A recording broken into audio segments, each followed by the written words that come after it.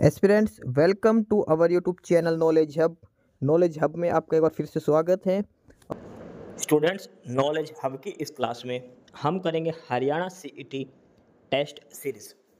Haryana CET exam के लिए जो प्रैक्टिस टेस्ट की हमने जो टेस्ट सीरीज़ चला रखी है, और उसी टेस्ट सीरीज में आगे बढ़ते हुए आज हम करेंगे practice test number 44। 43 practice set हम कर चुके हैं, आज प्रैक्टिस सेट नंबर 44 हम करने वाले हैं। हरियाणा सीईटी एग्ज़ाम का नोटिफिकेशन आ चुका है, ऑनलाइन एप्लीकेशंस फिलअप हो चुके हैं और जुलाई या अगस्त में कभी भी एग्ज़ाम हो सकता है। तो उस चीज़ के लिए टेस्ट सीरीज़ काफ़ी इंपॉर्टेंट है एग्ज़ाम में अपनी तैयारी चेक करने के लिए। इंपॉर्टेंट क्यों है? क्योंकि ये टेस्ट सीरीज़ उसी पैटर्न पर है जो HSSC ने दिया है। जो पैटर्न HSSC ने दिया है उसी पैटर्न पर ये टेस्ट सीरीज़ तैयार की गई है। यानी कि इसके अंदर क्या क्या है? इसके अंदर जीके के प्रश्न है, ठीक है, कंप्यूटर के प्रश्न है, हरियाणा जीके के प्रश्न है, इसके अलावा हिंदी है, इंग्लिश है, रीजनिंग है और मैथमेटिक्स है।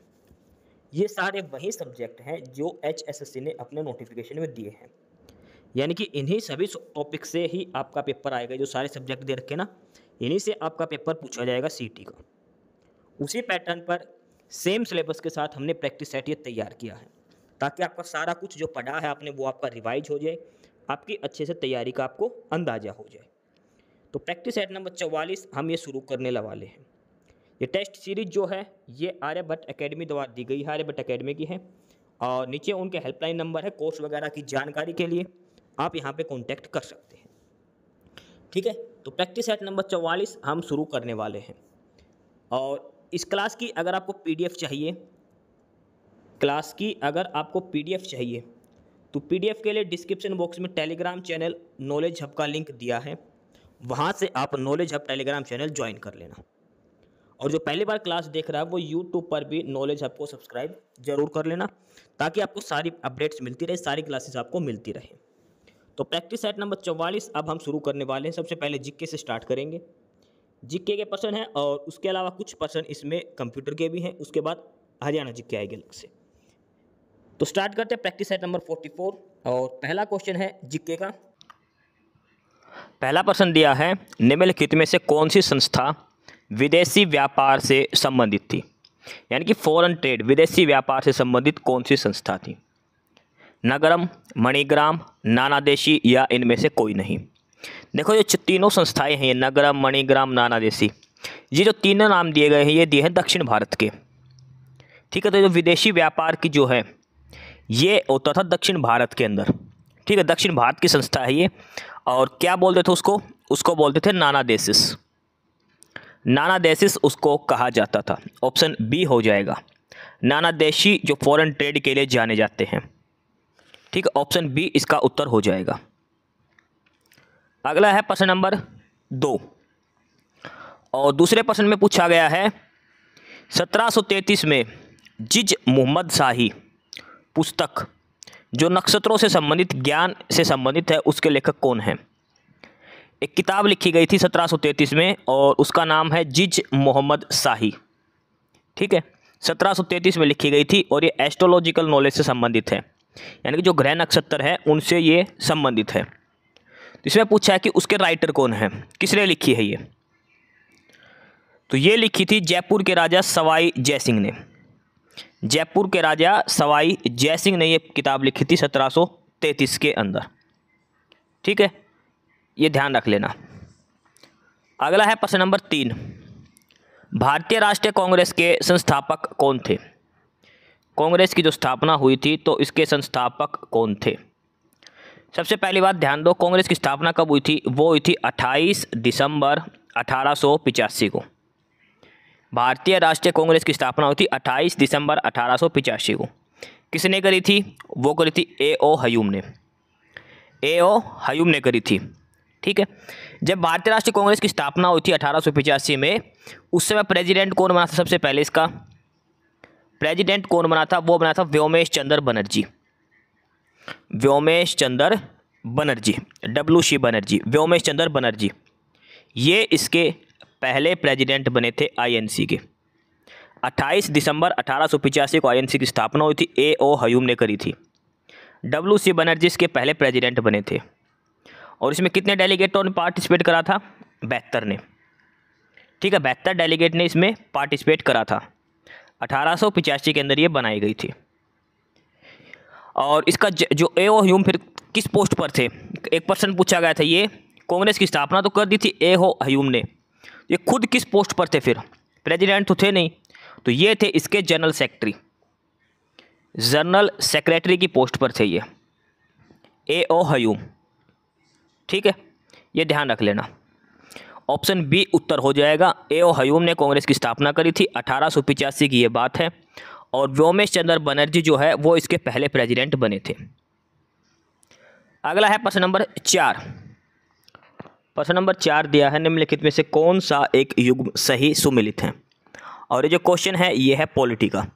ठीक है, पॉलिटी का ये प्रश्न है और इसमें संविधान के भाग दे रखे, कौन सा भाग सही से जोड़ रखा है। जैसे इसमें दे रखा है कि दूसरा भाग जो मौलिक अधिकार से संबंधित है, तीसरा भाग नागरिकता से, चौथा ए है मौलिक कर्तव्य से। ऑप्शन सी और डी सेम है इसमें। देखो मैं बता देता हूँ आपको, ये पहला ऑप्शन गलत दिया है, दूसरा गलत दे रखा, तीसरा और चौथा सही है क्योंकि दोनों एक ही ऑप्शन दे रखे हैं। देखो पहला भाग जो है संविधान का भाग 1 जो है फर्स्ट, वो किससे है? वो है यूनियन और टेरिटरी से, यूनियन और टेरिटरी से संबंधित है पहला वाला भाग। दूसरा भाग है वो है नागरिकता से, नागरिकता से कौन सा भाग संबंधित है? दूसरा भाग। और तीसरा भाग जो है वो है मौलिक अधिकार से। देखो ऑप्शन ए और बी उल्टा दे रखा है। दूसरा भाग किससे संबंधित है? नागरिकता से। तीसरा भाग किससे संबंधित है? मौलिक अधिकार से, फंडामेंटल राइट से। चौथा भाग की बात करें वो है डीपीएसपी से। ठीक है, और चौथा का ए, फोर्थ ए, वो है फंडामेंटल ड्यूटीज, मौलिक कर्तव्य जो हमारी 12 फंडामेंटल ड्यूटीज हैं उनसे संबंधित है। ठीक है, ये आपको ध्यान में रखना है। पांचवा है वो यूनियन से आएगा, छठा स्टेट से आ जाएगा, अलग अलग आगे चलता रहेगा। ठीक है, तो पहला भाग यूनियन एंड टेरिटरी, दूसरा भाग नागरिकता सिटीजनशिप, तीसरा भाग मौलिक अधिकार फंडामेंटल राइट, चौथा भाग डीपीएसपी और जो नीति निर्देशक तत्व है ना हमारे वो directive principle of state policy वो, और चौथा ए है वो है फंडामेंटल ड्यूटीज़ का। ये चीज़ आपको ध्यान में रखनी है। ठीक है, तो इसमें सही कौन सा है? ऑप्शन सी और ऑप्शन डी दोनों, क्योंकि दोनों ही सेम दिए गए हैं। आगे है प्रश्न नंबर 5। भारत में निम्नलिखित औद्योगिक प्रदेशों में से किसमें शिवकाशी केंद्र स्थित है? किसके अंदर शिवकाशी केंद्र जो है वो स्थित है? ठीक है, ये आपको बताना है। छोटा नागपुर प्रदेश, अहमदाबाद वडोदरा प्रदेश, मदुरई कोयम्बटूर बेंगलुरु प्रदेश या फिर कोलकाता हुगली प्रदेश। तो इसके अंदर जो है वो है कोलकाता, मदुरई कोयम्बटूर बेंगलुरु प्रदेश। ठीक है, शिवकाशी सेंटर कहाँ पर है? मदुरई कोयम्बटूर बेंगलुरु वाले में। ऑप्शन सी इसका उत्तर हो जाएगा। ठीक है, आगे है प्रश्न नंबर जो है 6। प्रश्न नंबर 6 दिया है, कोंकण रेलवे जोड़ता है। देखो आपको ना पहले प्रश्न देखना है, खुद से आपको उत्तर बताना है क्या इसका आंसर होगा, उसके बाद आपको आगे देखना है। पहले खुद से आपको आंसर सोच के फिर बताना है कि हमारी तरफ से ये आंसर है, फिर आपको पता लगेगा आपके कितने सही हैं कितने गलत हैं। इसे पूछा कोंकण रेलवे किन किन को जोड़ता है? मुंबई से ममनाड को, रोहा से मंगलोर को, मंगलोर से कोच्चि को या मुंबई से पुणे को। कोंकण रेलवे इसमें पूछा है। देखो कोंकण रेलवे जो प्रोजेक्ट शुरू कब हुआ था? ये हुआ था 1990 के अंदर। कब हुआ था? 1990 के अंदर। और कोंकण रेलवे प्रोजेक्ट है किस किस के बीच में? ये है गोवा, महाराष्ट्र और कर्नाटका के बीच में। गोवा, महाराष्ट्र और कर्नाटका के बीच में है ये प्रोजेक्ट। ठीक है, अब ये जोड़ता किस किस को है? ये जोड़ता है रोहा से मंगलोर को, रोहा से मंगलोर। ठीक है, मंगलुरु है लोहा और ठीक है, रोहा कहाँ पर है? ये है महाराष्ट्र के अंदर। रोहा कहाँ है? महाराष्ट्र के अंदर। और ये मंगलोर की बात करें तो ये है कर्नाटक के अंदर। ठीक है, महाराष्ट्र से कर्नाटक का दो स्टेशन है, इनको जोड़ता है कोंकण रेलवे प्रोजेक्ट। ये चीज़ आपको ध्यान रखनी है। ठीक है, ऑप्शन बी उत्तर हो जाएगा प्रश्न नंबर 6 का। ऑप्शन बी इसका उत्तर हो जाएगा। प्रश्न नंबर 7 दिया है, ग्लास प्रिज्म द्वारा श्वेत प्रकाश के फैलाव के दौरान स्पेक्ट्रम के निम्नलिखित कौन सा प्रकाश सबसे अधिक झुकता है? देखो प्रिज्म जो होता है, एक प्रिज्म होता है जैसे ट्रायंगुलर शेप का आपने देखा होगा, उस पर जब सफ़ेद प्रकाश गिरता है तो 7 रंगों में विभाजित हो जाता है ऐसे करके। 7 रंग कौन से हैं? वो होते हैं विबग्योर के, VIBGYOR, ऐसे होते हैं वो, पूरे सीक्वेंस होते हैं इनकी VIBGYOR। Violet, indigo, blue, green, yellow, orange, red. सबसे पहला कलर है वॉयलेट और सबसे लास्ट का कलर है रेड। ये 2 कलर ध्यान रखने, पहला है बैंगनी और सबसे लास्ट है लाल। अगर आप हिंदी मीडियम से पढ़े तो आपने एक नाम सुना होगा, बैनी आहा पिनाला, बैंगनी, नीला, आसमानी, ये ठीक है, बैनी आहा पिनाला आपने वो करके एक सुना होगा, तो वो यही है, विबग्योर बोलते हैं इसको। ठीक है, अब इसमें पूछा है कि सबसे अधिक डेविएशन किसका होता है, यानी कौन सा प्रकाश सबसे अधिक झुकता है। जैसे प्रिज्म से निकलेगा तो सबसे अधिक बैंड कौन सा होगा, ये पूछा है। सबसे अधिक कौन सा होगा, सबसे कम किसका होगा। देखो सबसे अधिक और सबसे कम, एक तो वॉयलेट है सबसे पहले वाला और एक रेड वाला, इनमें से ही होगा। सबसे अधिक जो होगा वो होगा वॉयलेट, सबसे अधिक, और सबसे कम कौन सा होगा, लाल वाला। इसलिए कई बार पेपर में यही प्रश्न आता है कि हम जो ट्रैफिक लाइट में जो सिग्नल है उसमें रेड कलर को क्यों यूज करते हैं, लाल रंग दिखाते हैं ना इमरजेंसी के लिए ताकि दूर से ही दिख जाए, क्योंकि लाल रंग जो है वो प्रकाश का बिखरता कम है ये। ठीक है, क्योंकि बैंड कम होता है, बिखरता कम है, ये दूर तक दिखाई देता लाल रंग, इसलिए हम इमरजेंसी के साइन के लिए रेड कलर का यूज़ करते हैं ताकि दूर से ही दिखाई दे। ठीक है, ये चीज़ ध्यान रखनी है आपको। और इसलिए इसमें पूछा कि सबसे अधिक जो बैंड कौन सा कलर होता है, सबसे अधिक कौन सा रंग झुकता है, तो आ जाएगा वायलेट। सबसे कम पूछता तो रेड आता। ठीक है, ऑप्शन बी इसका उत्तर हो जाएगा प्रश्न नंबर 7 का। आगे दिया है प्रश्न नंबर 8, एक शुष्क सेल में कौन सी ऊर्जा पाई जाती है? Dry cell. देखो साइंस का प्रश्न है, 7वीं 8वीं क्लास में पढ़ा होगा, अध्ययन 9वीं में पढ़ा होगा। ड्राई सेल के अंदर कौन सी ऊर्जा पाई जाती है? ड्राई सेल के अंदर, ठीक है, ड्राई सेल के अंदर कौन सी ऊर्जा पाई जाती है? वो होते हैं केमिकल। केमिकल का मतलब क्या है कि ड्राई सेल के अंदर कैथोड, एनोड ऐसे करके कुछ हम इसमें डालते हैं, तो इसके अंदर जो बाकी जो एनर्जी जो बनती है इसके अंदर वो होती है जो केमिकल्स इसके अंदर हम यूज़ करते हैं। ठीक है, एक तो अमोनियम क्लोराइड यूज़ करते हैं इसके अंदर हम। ठीक है, ये सारे जो केमिकल्स इसमें यूज़ किए जाते हैं, कार्बन की रोड इसके अंदर रखते हैं। ठीक है, जिंक वेसल के अंदर एक कैथोड का काम करती है और एक एनोड का काम करती है। तो ड्राई सेल के अंदर कौन सी एनर्जी पाई जाती है? Chemical energy. ऑप्शन सी उत्तर हो जाएगा। प्रश्न नंबर 8 दिया है, कौन सा हार्मोन लड़ो या उड़ो की धारणा से संबंधित है? ये 3F हार्मोन हमने पढ़ा होगा, फ्राइट, फाइट और फ्लाइट। एक डर वाला भी है इसके अंदर। ठीक है, पहले वाला होता है फियर या फ्राइट, फाइट और फ्लाइट। 3F हार्मोन भी इसको बोला जाता है। कौन सा हार्मोन है? इंसुलिन, एड्रेनलिन, एंड्रोजन और ऑक्सीटोसिन। तो 3F हार्मोन जिसको कहा जाता है वो हार्मोन है एड्रेनलिन। ऑप्शन बी उत्तर हो जाएगा, एड्रेनलिन। ठीक है, एड्रेनलिन ये हार्मोन है 3F, फियर, फाइट और फ्लाइट। इसका एक दूसरा नाम भी दिया जाता है और इसको बोलते हैं इमरजेंसी हार्मोन। ये ध्यान रखना, इमरजेंसी हार्मोन भी इसको कहा जाता है। तो ऑप्शन बी उत्तर हो जाएगा प्रश्न नंबर 9 का। साथ के साथ आप अपनी तैयारी देखते रहो, खुद से आंसर करना है। वीडियो आगे बाद में देखने, पहले प्रश्न पढ़ो, उसके बाद खुद से आपको आंसर करना है कि आपको आता है या नहीं आता। चाहे तुक्के मार के देखो, ठीक है, उसी से आपकी तैयारी पता लगेगा। आगे प्रश्न नंबर 10, मानव शरीर की धीमी वृद्धि किसकी कमी के कारण होती है? कई बार आपने देखा होगा तो शरीर छोटा रह जाता है, उसके जो मसल्स हैं उनका विकास नहीं हो पाता। तो इसका क्या कारण है? फैट की वजह से, प्रोटीन की वजह से, विटामिन की कमी से, किसकी वजह से? तो आपने देखा होगा कई बार जिम वगैरह में जाते हैं ना भाई बॉडी बनाने के लिए, तो भी वो आपको क्या देते हैं? प्रोटीन देते हैं। शरीर में प्रोटीन की कमी से हमारी बॉडी का विकास नहीं हो पाता। स्लो ग्रोथ जो होता है हमारे वो प्रोटीन की कमी के कारण हो जाता है। आप जिम वगैरह जाते हो तो जिम वाला जाते हैं शुरू में प्रोटीन का डब्बा पकड़ाते हैं 10-15 दिन के बाद ही। तो प्रोटीन इसलिए है कि हमारी बॉडी की ग्रोथ के लिए। ठीक है, हालांकि आजकल तो अलग अलग अड़ंगे चल रहे हैं, दूर ही रहना इस चीज़ से, स्टेरॉइड वगैरह। मैंने इसका क्वेश्चन का आंसर आ जाएगा प्रोटीन। ऑप्शन सी उत्तर होगा इसका, प्रोटीन। प्रश्न नंबर 11 है, किस फ्रांसीसी खिलाड़ी ने यूरो 2024 के बाद अंतर्राष्ट्रीय स्तर पर संन्यास की घोषणा कर दी है? फ्रांसीसी खिलाड़ी है जिसने यूरो कप खेलने के बाद, फुटबॉल से संबंधित है, ध्यान रखना, किससे संबंधित है ये? फुटबॉल से। तो किसने संन्यास ले लिया? एक फ्रांस का प्लेयर है ये, और जिसने संन्यास लिया है वो है ओलिवियर गिराउड। ओलिवर गिराउड, ऑप्शन सी उत्तर हो जाएगा। अगला है प्रश्न नंबर 17, सॉरी प्रश्न नंबर 12 है, 17वां अंतर्राष्ट्रीय पृथ्वी विज्ञान ओलंपियाड कहाँ आयोजित हुआ? IESO, international earth science olympiad. International earth science olympiad जो 17वां नंबर का था, ये कहाँ पर हुआ? तो ये हुआ था चाइना के अंदर, बीजिंग में।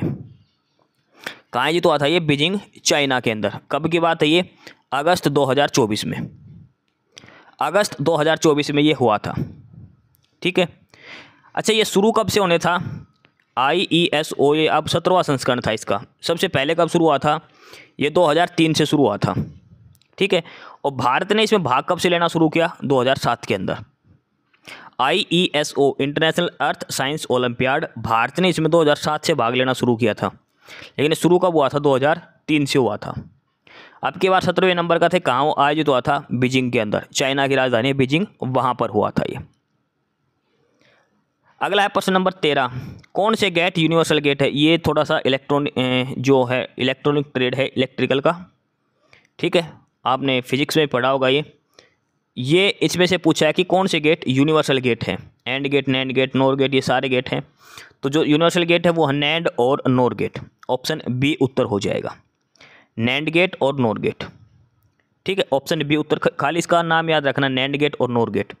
ये एंड और नोट गेट से बना है, ये नोर और गेट से बना है। अगला है प्रश्न नंबर 14, और ये है कंप्यूटर का पहला प्रश्न। ठीक, ऊपर वाला भी कंप्यूटर के अंदर ही कई बार पूछा था कि वैसे फिजिक्स का है वो। इसमें दिया है कि मॉडेम का मतलब क्या है। देखो, मॉडेम की स्पेलिंग क्या होती है? MODEM। MOD का मतलब होता है मॉड्यूलेटर, और DEM का दोबारा से वो होता है डीमॉड्यूलेटर। तो मॉड्यूलेटर का फुल फॉर्म अगर पूछे, मॉड्यूलेटर का मतलब क्या होता है, सॉरी मॉडेम का मतलब क्या होता है? मॉडेम का मतलब होता है modulator and demodulator. MOD modulator बन गया, और फिर वापस DEM, ये बनेगा डीमॉड्यूलेटर। तो मॉड्यूलेटर का मतलब क्या होता है? मॉडेम का मतलब क्या होता है? Modulator and demodulator. Option B इसका आंसर हो जाएगा, मॉड्यूलेटर एंड डीमॉड्यूलेटर, ये मॉडेम का होता है। ऑप्शन बी आंसर हो जाएगा। प्रश्न नंबर 15 है, जो एक वैलिड ईमेल आईडी होती है उसके बारे में कौन सा कथन सही है? जो हम मेल आईडी बनाते हैं ना @gmail.com वाली, xyz@gmail.com, तो इसमें पूछा कि जीमेल के बारे में कौन सा एक कथन सही है। पहला कि ईमेल आईडी केस सेंसिटिव नहीं है, बिल्कुल गलत है। केस सेंसिटिव है ये भाई, अपर केस, लोअर केस, 1 2 3 ये सारी चीज़ इसमें ध्यान होती है, तो केस सेंसिटिव तो होते हैं। अगला कि ईमेल आईडी यूनिक नहीं है। ईमेल आईडी यूनिक नहीं है, ये भी गलत है। ईमेल आईडी प्रॉपर यूनिक होती है। हर बंदे की एक अलग से ईमेल आईडी होती है कि नहीं होती? हर बंदे की एक प्रॉपर अलग से ईमेल आईडी होती है। ईमेल आईडी के पहले अक्षर के रूप में हाइफन का प्रयोग कर सकते, नहीं कर सकते? हाइफन होता है जो नीचे वाली डंडी, ठीक है, जो बीच की डंडी होती है ना, जैसे एक्स फिर डैश, जो डैश बोलते हैं हम हिंदी में, वो हाइफन। तो हम इसमें पहले एकदम स्टार्ट में हाइफन का प्रयोग नहीं कर सकते। ईमेल एड्रेस में अक्षरों के बीच में स्पेस भी नहीं दिया जा सकता। हमने जो पहला ऑप्शन पढ़ा था वो गलत पढ़ दिया। देखो, इसके अंदर दूसरा ऑप्शन गलत है। ईमेल आईडी यूनिक नहीं होती भाई, यूनिक होती है। हर किसी के अलग से ईमेल आईडी होती है पर्सनल। दो ईमेल, एक बंदे की मतलब दो सेम मेल आईडी नहीं हो सकती। पहले हम हाइफन का प्रयोग नहीं कर सकते, और मेल आईडी के जो लेटर उनके बीच में स्पेस भी नहीं दिया जा सकता। जैसे राम फिर स्पेस 123@gmail.com, ऐसे तो होगा ही नहीं। हाँ, केस सेंसिटिव नहीं है, ये बात सही है। केस सेंसिटिव नहीं है ईमेल आईडी। केस सेंसिटिव का मतलब है आप मेल आईडी चाहे बड़े अक्षरों में लिख लो चाहे छोटे अक्षरों में लिख लो, ठीक है। मेल आईडी चाहे आप बड़े अक्षरों में लिख दो चाहे छोटे अक्षरों में, कोई फर्क नहीं पड़ता। केस सेंसिटिव मतलब, तो केस दो होते हैं, अपर केस और लोअर केस। अपर केस का मतलब होता है बड़ी ABCD, और लोअर केस का मतलब होता है छोटी ABCD।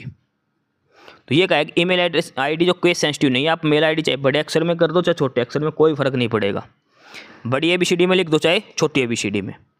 तो मेल आईडी के संबंध में पहला कथन बिल्कुल सही है कि केस सेंसिटिव नहीं है, ठीक। ऑप्शन ए उत्तर हो जाएगा। प्रश्न नंबर 16 है, पेमेंट बैंक के संबंध में कौन सा कथन गलत है? जो पेमेंट बैंक्स होते हैं, जो इंडियन पोस्ट पेमेंट बैंक और भी पेमेंट बैंक हैं, तो उनके बारे में कौन सा कथन गलत है, ये आपको बताना है। वे डेबिट कार्ड जारी कर सकते हैं, बिल्कुल कर सकते हैं भाई। डेबिट कार्ड का मतलब क्या है, एटीएम जो होता है हमारा, सिंपल एटीएम जो होता है ना, वो एटीएम जारी कर सकते हैं, बिल्कुल। वे ऋण प्रदान नहीं कर सकते, बिल्कुल, ये लोन नहीं देते। जो पेमेंट बैंक होते हैं ये लोन नहीं देते, ये ध्यान रखना आपको, ठीक है। इनका मतलब, इनका तो मैंने भाई सेविंग अकाउंट खोलो, अपने पेमेंट वगैरह करो, नॉर्मल डिमांड वगैरह एक्सेप्ट करो। वे मांग आधारित जमा स्वीकार करते हैं, बिल्कुल, जो भी जो पैसा है डिपॉजिट वो होता है यहाँ पर।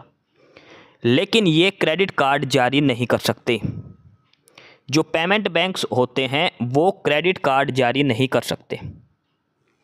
कौन सा कथन गलत है, ऑप्शन बी का।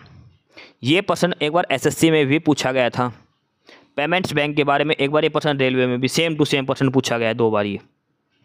पेमेंट्स बैंक के बारे में क्या गलत है कि क्रेडिट कार्ड जारी नहीं कर सकते, बाकी सब कुछ कर सकते, क्रेडिट कार्ड ये जारी नहीं कर सकते, ठीक है। इसने लिख रखा है, they can issue credit card, ये नहीं कर सकते, ये क्रेडिट कार्ड जारी नहीं करते, डेबिट कार्ड कर सकते हैं जारी, ठीक है।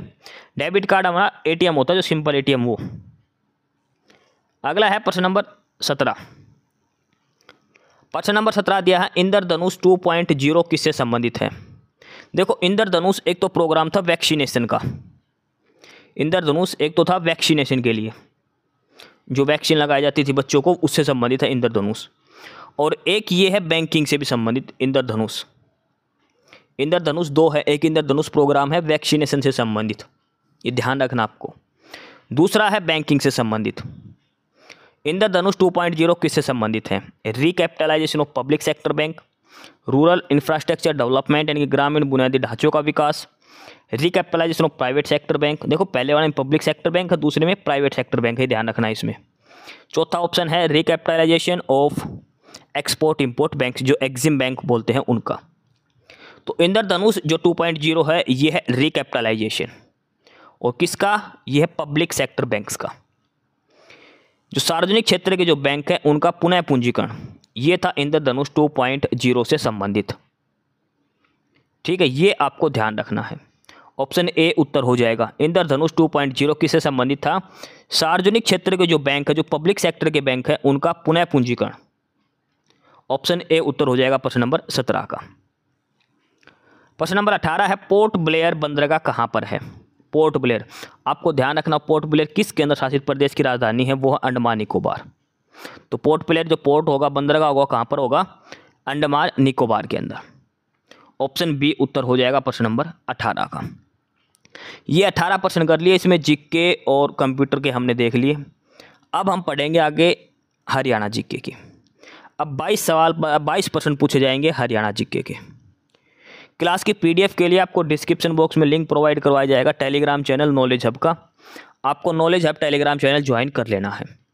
और अगर आप पहली बार क्लास देख रहे हो तो यूट्यूब पर भी नॉलेज हब सब्सक्राइब जरूर करें, अपने फ्रेंड वगैरह को शेयर जरूर करें।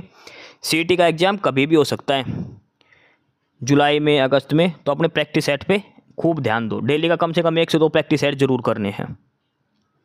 तो प्रश्न नंबर 19 हरियाणा जीके का पहला प्रश्न। आई होप सभी को हरियाणा जीके तो आती होगी आसानी से।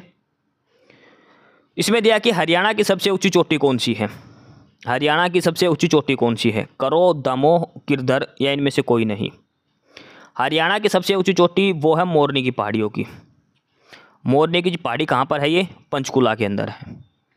सबसे ऊंची चोटी का क्या नाम है, करो। हरियाणा की सबसे ऊंची चोटी का क्या नाम है, करो है। अगर इसकी हाइट पूछ ले कितनी है तो 1467 मीटर, 1467 मीटर। अगर फिट की बात करें तो लगभग 4813 फुट ऊंची है वो। दोनों चीज़ ध्यान रखनी है, करो की ऊंचाई कितनी है, 1467 मीटर है लगभग, और फिट में पूछे तो 4813 फीट ऊंची है वो, ठीक है। मोरनी की जो पहाड़ी यहाँ पंचकुला में, उसकी सबसे ऊंची चोटी है करो, ऑप्शन ए उत्तर हो जाएगा।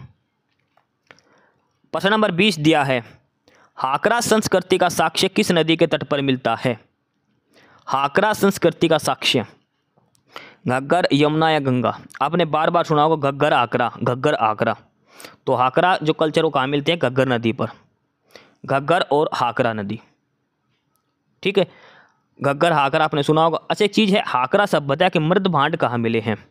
हाकरा जो सभ्यता है इसके मृद भांड यानी कि जो मिट्टी के बर्तनों कहाँ मिले हैं, वो एक तो मिला है कुनाल के अंदर, एक मिला है भिराना के अंदर और एक मिला है राखी गढ़ी के अंदर।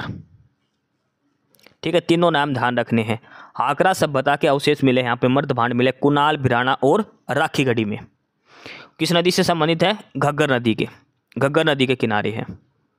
ऑप्शन ए उत्तर हो जाएगा। प्रश्न नंबर 21 दिया है, इब्राहिम लोदी का मकबरा कहाँ है? इब्राहिम लोदी का मकबरा, देखो इब्राहिम लोदी का मकबरा आपको नहीं याद तो एक चीज़ ध्यान रखना, पानीपत की लड़ाई हुई थी 1526 के अंदर। पानीपत की पहली लड़ाई हुई थी कब? 1526 में। उसमें कौन लड़ा था? बाबर और इब्राहिम लोदी। बाबर और इब्राहिम लोदी के बीच में पहली लड़ाई हुई थी 1526 में। बाबर जीता था, इब्राहिम लोदी हार गया था, तो मतलब इब्राहिम लोदी मर गया था। कहाँ मरा था? पानीपत में। तो इसका मकबरा भी कहाँ है? पानीपत में। सीधी सी बात है। इब्राहिम लोदी याद आएगा तो 1526 का पानीपत का पहला युद्ध याद आएगा। इब्राहिम लोदी उसमें आ रहा था, तो इसकी कब्र कहाँ बन गई? पानीपत में ही बन गई। ठीक है, ऑप्शन डी उत्तर हो जाएगा इसका। प्रश्न नंबर 22 दिया है, 1857 की क्रांति के समय अमीनुद्दीन किस रियासत का शासक था? 1857 की क्रांति के समय अमीनुद्दीन किस रियासत का शासक था? तो यो था लोहारू का। लोहारू जो भिवानी डिस्ट्रिक्ट के अंदर है वहाँ का शासक था। याद रखना आपको ये नाम। अमीनुद्दीन कहाँ का शासक था? लोहारू का। ऑप्शन बी उत्तर हो जाएगा इसका। प्रश्न नंबर 23 है, भारत में हरियाणा में राम काव्य परंपरा का सर्वोत्तम काल कौन सा माना जाता है? राम काव्य, इसका सर्वोत्तम काल कौन सा माना जाता है? आपके ऑप्शन दे रखे हैं, सन 1375 से 1900 तक का, 1375 से 1910, 1380 से 1900 का, या 1400 से 1800 का। देखो सारे मिलते जुलते ही ऑप्शन है, 1 2 3 करके। चारों के चारों ऑप्शन लगभग मिलते जुलते हैं, लगातार थोड़ा बहुत ही फर्क है। तो जो काल माना जाता है, जो स्वर्णिम काल माना जाता है राम साहित्य का, वो है 1375 से लेकर 1900 संवत का। ऑप्शन ए इसका उत्तर हो जाएगा प्रश्न नंबर 23 का। प्रश्न नंबर 24 है, हरियाणा का जो पूर्वी भाग है उसमें वर्षा वितरण की मात्रा लगभग कितनी है? जो ईस्टर्न डिवीजन है हरियाणा का, उसमें लगभग वर्षा कितनी मानी जाती है? तो ये है 500 से लेकर 1100 mm तक। 500 से लेकर 1100 mm तक। ऑप्शन सी उत्तर हो जाएगा प्रश्न नंबर 24 का। आगे है प्रश्न नंबर 25, हरियाणा हरियाली योजना के अंतर्गत राज्य में कौन सा पौधा लगाया जाता है? हरियाणा हरियाली यानी कि ग्रीनिंग ऑफ हरियाणा के अंदर पेड़ पौधे लगाने। इसके अंदर पौधे कौन कौन से लगाए जाते हैं? सबसे पहले तो लगाए जाते हैं त्रिवेणी। त्रिवेणी के अंदर क्या लगता है? तो बड़ लगता है, जो हम बड़ बोलते हैं, एक पीपल और एक नीम का पेड़। ठीक है, एक आम का पेड़ लगाया जाता है। इसके अलावा चौड़ाई, जल भांगड़ा, गिलोय, ये सारे पौधे ग्रीनिंग ऑफ हरियाणा के अंतर्गत लगाए जाते हैं। ठीक है, त्रिवेणी जो होती है वो भी लगाई जाती है, ध्यान रखना आपको। जैसे पीपल होता है, नीम का पेड़, कई बार आम का पेड़ लगा देते हैं उसके साथ। इसके अलावा जल भांगड़ा, चौड़ाई और गिलोय, ये ऑप्शन डी उत्तर हो जाएगा इसका। ऑप्शन डी हो जाएगा प्रश्न नंबर 25 का। आगे है प्रश्न नंबर 26, हरियाणा में किस कपास का उत्पादन होता है? हरियाणा में किस कपास का उत्पादन होता है? स्वदेशी का, अमेरिकन का, जापानी का, या ए और बी दोनों का? हरियाणा में अमेरिकी कपास का भी उत्पादन होता है और स्वदेशी का भी। मूल निवासी मतलब जो अपने देश की है वो। अमेरिकन की कौन सी ब्रांड है? धनलक्ष्मी। अमेरिकन कपास का क्या है? धनलक्ष्मी नाम है। तो ध्यान रखना, ऑप्शन सी इसका उत्तर हो जाएगा। ए और बी वैरायटी की दोनों बोई जाती है। एक तो स्थानीय कपास होती है और एक अमेरिकी कपास, ये दोनों बोई जाती है हरियाणा के अंदर। ऑप्शन सी इसका उत्तर हो जाएगा प्रश्न नंबर 26 का। अगला है प्रश्न नंबर 27, पथराड़ा बांध हरियाणा के किस जिले में स्थित है? पथराड़ा बांध गुड़गांव, सिरसा, यमुनानगर या फिर पंचकूला? तो पथराड़ा बांध की बात करें तो पथराड़ा बांध हरियाणा के यमुनानगर जिले में है। पथराड़ा बांध कहाँ है? यमुनानगर डिस्ट्रिक्ट में है। ऑप्शन बी उत्तर हो जाएगा इसका। आगे है प्रश्न नंबर 28, हरियाणा में सर्वाधिक कपड़ा, कालीन या कंबल किस जिले में बनते हैं? देखो आंख बंद करके कपड़ा दे दिया, कालीन, इसका मतलब क्या है? बुनकरों का शहर। ये पूछा इसमें। दरी कहाँ बनती है? कपड़े कहाँ बनते हैं? कंबल कहाँ बनते हैं? हरियाणा में सबसे अधिक। तो ये सारा काम जो है, ये सारा का सारा काम कहाँ होता है? पानीपत के अंदर। कहाँ होता है? पानीपत के अंदर। ऑप्शन बी उत्तर हो जाएगा प्रश्न नंबर 28 का। प्रश्न नंबर 29 दिया है, पानीपत थर्मल पावर स्टेशन लगभग कितनी मेगावाट बिजली उत्पन्न करता है? जो पानीपत के अंदर जो थर्मल पावर स्टेशन है ये लगभग कितनी मेगावाट बिजली उत्पन्न करता है? तो ये दिखा रखा 1367 मेगावाट, यानी कि ये लगभग 1370 मेगावाट करता है लगभग ओवरऑल। इसकी देखें तो 1370 मेगावाट के अप्रोक्सीमेट ये जो बिजली है वो पैदा करता है Panipat thermal power station. Option B इसका उत्तर हो जाएगा प्रश्न नंबर 29 का। प्रश्न नंबर 30 है कि हरियाणा के किस रेलवे मंडल के अंतर्गत रेलवे लाइन की लंबाई सबसे अधिक है? देखो हरियाणा के अंदर अम्बाड़ा सर्कल भी है, जो पानीपत के साइड आगे ना, जो सोनीपत से आगे, ये सारा अम्बाड़ा सर्कल के अंदर है। कुरुक्षेत्र हो गया, चंडीगढ़ अम्बाड़ा तक का। फिरोजपुर सर्कल का तो हरियाणा में कोई काम ही नहीं है। और एक है दिल्ली डिवीजन का। दिल्ली डिवीजन का इधर से रेवाड़ी से, और इधर शायद सोनीपत या फिर पता नहीं पानीपत है सोनीपत है इतना। तो हरियाणा में सबसे अधिक रेलवे लाइन कौन से डिवीजन की है? तो सबसे अधिक है अम्बाड़ा डिवीजन की। अम्बाड़ा सर्कल की हरियाणा के अंदर सबसे अधिक रेलवे लाइन की लंबाई है। ये प्रश्न नहीं आएगा, काफ़ी पुराना प्रश्न है ये, ठीक है, क्योंकि रेलवे लाइन का लगातार विस्तार हो रहा है हरियाणा के अंदर। रेलवे लाइन का लगातार विस्तार हो रहा है पूरे इंडिया के अंदर ही, तो इस वजह से अभी इनका कोई फिक्स डाटा नहीं आया है ऑफिशियली। तो प्रश्न नंबर 31 दिया है, हरियाणा राज्य महिला आयोग का गठन कब हुआ? हरियाणा राज्य महिला आयोग का गठन कब हुआ? तो हरियाणा राज्य महिला आयोग का गठन कब हुआ? 20 नवंबर 1995, 15 फरवरी 1997, 24 दिसंबर 1998 या फिर 20 दिसंबर 1999। देखो इसका जो एक्ट आया था ना हरियाणा राज्य महिला आयोग के लिए, जो स्टैच्यूटरी बॉडी जो बनाई था, स्थानीय जो बॉडी जो बनाई थी, स्टैच्यूटरी बॉडी का जो एक्ट आया था वो बनाया गया था 1993 के अंदर। अगर आप गूगल करोगे तो आपको 1993 मिलेगा, हरियाणा स्टेट वुमेन्स कमीशन की बात करें। लेकिन जो ऑफिशियली जो गवर्नमेंट डॉक्यूमेंट्स में जब इसको बनाया गया था वो बनाया था 20 दिसंबर 1999 को। 20 दिसंबर 1999 को बनाया था ये हरियाणा राज्य महिला आयोग, Haryana state women's commission. Renu Bhatia जो इसकी चेयरमैन है इनकी। ऑप्शन डी उत्तर हो जाएगा। प्रश्न नंबर 31 अगला, दुर्गा व्रत किस महीने में शुरू होता है? दुर्गा व्रत किस महीने में शुरू होता है? बैसाख, साठ, जेठ या सावन? देखो दुर्गा व्रत यानी कि नवरात्रे 4 बार आते हैं, एक तो पौष माघ में आते हैं, एक चैत में, एक आषाढ़ में और एक आश्विन में। तो इसके हिसाब से क्या उत्तर हो जाएगा? आषाढ़ हो जाएगा, ठीक है। ऑप्शन सी उत्तर हो जाएगा इसका। प्रश्न नंबर 33 है, ये मिलान करना है भाई, चूड़ियाँ कहाँ पहनी जाती है, कौन सा आभूषण है, सेराज कहाँ का आभूषण है, तग्गा कहाँ का आभूषण और कान के फूल कहाँ पहने जाते हैं? ठीक है, किससे मिलाना है? एक दे रखा हाथ का आभूषण, तो चूड़िया क्या हो गई? हाथ का आभूषण, ये तो एक ऐसे मिलेगा, बिल्कुल सही हो गया, ठीक है। एक कान का फूल, ये कान का आभूषण हो गया, 4 वाला 4 से मिलेगा, 1 और 4 हो गया, तो ये सीधा ऑप्शन ए उत्तर हो गया। सेराज कहाँ हो गया? सिर का, और तग्गा कहाँ हो गया? माथे का। ये तो सीधा का सीधा मिला रखा है, ये ऐसे ही आएगा, ठीक है। जो ऐसे कैसे सीधा का सीधा दे रखा है इसमें ये ही आएगा, इसमें ध्यान करके कर लेना आपको। प्रश्न नंबर 34 दिया है, कौन सा मंदिर अपनी वास्तुकला के लिए किरोड़ीमल मंदिर के नाम से प्रसिद्ध है? देखो किरोड़ीमल मंदिर का नाम सुनते कहाँ पहुंच जाओ? भिवानी घंटाघर चौक के पास है किरोड़ीमल मंदिर। अब ये पूछा है कि किरोड़ीमल मंदिर किस भगवान का है? बिड़ला मंदिर के नाम से है, विष्णु भगवान है, गौरी शंकर मंदिर या भरत मंदिर? तो किरोड़ीमल मंदिर जो है ये क्या है? गौरी शंकर मंदिर है, भगवान शिव का मंदिर है ये। ऑप्शन बी उत्तर हो जाएगा, यानी कि गौरी शंकर जो मंदिर है इसको किरोड़ीमल मंदिर के नाम से जानते हैं। मेन ये मंदिर किसका है? भगवान शिव का है। ऑप्शन बी उत्तर है इसका। प्रश्न नंबर 35 है, डेरू क्या है? जो हमने डेरू सुना वो हरियाणा में क्या है? वसंत ऋतु के स्वागत के लिए मनाए जाने वाला एक त्यौहार, ये तो है ही नहीं, क्या होता है? वो तो तीज होता है। हरियाणा में लोकप्रिय रूप से पिया जाने वाले एक प्रकार का ताज़ा पेय, अच्छा जी।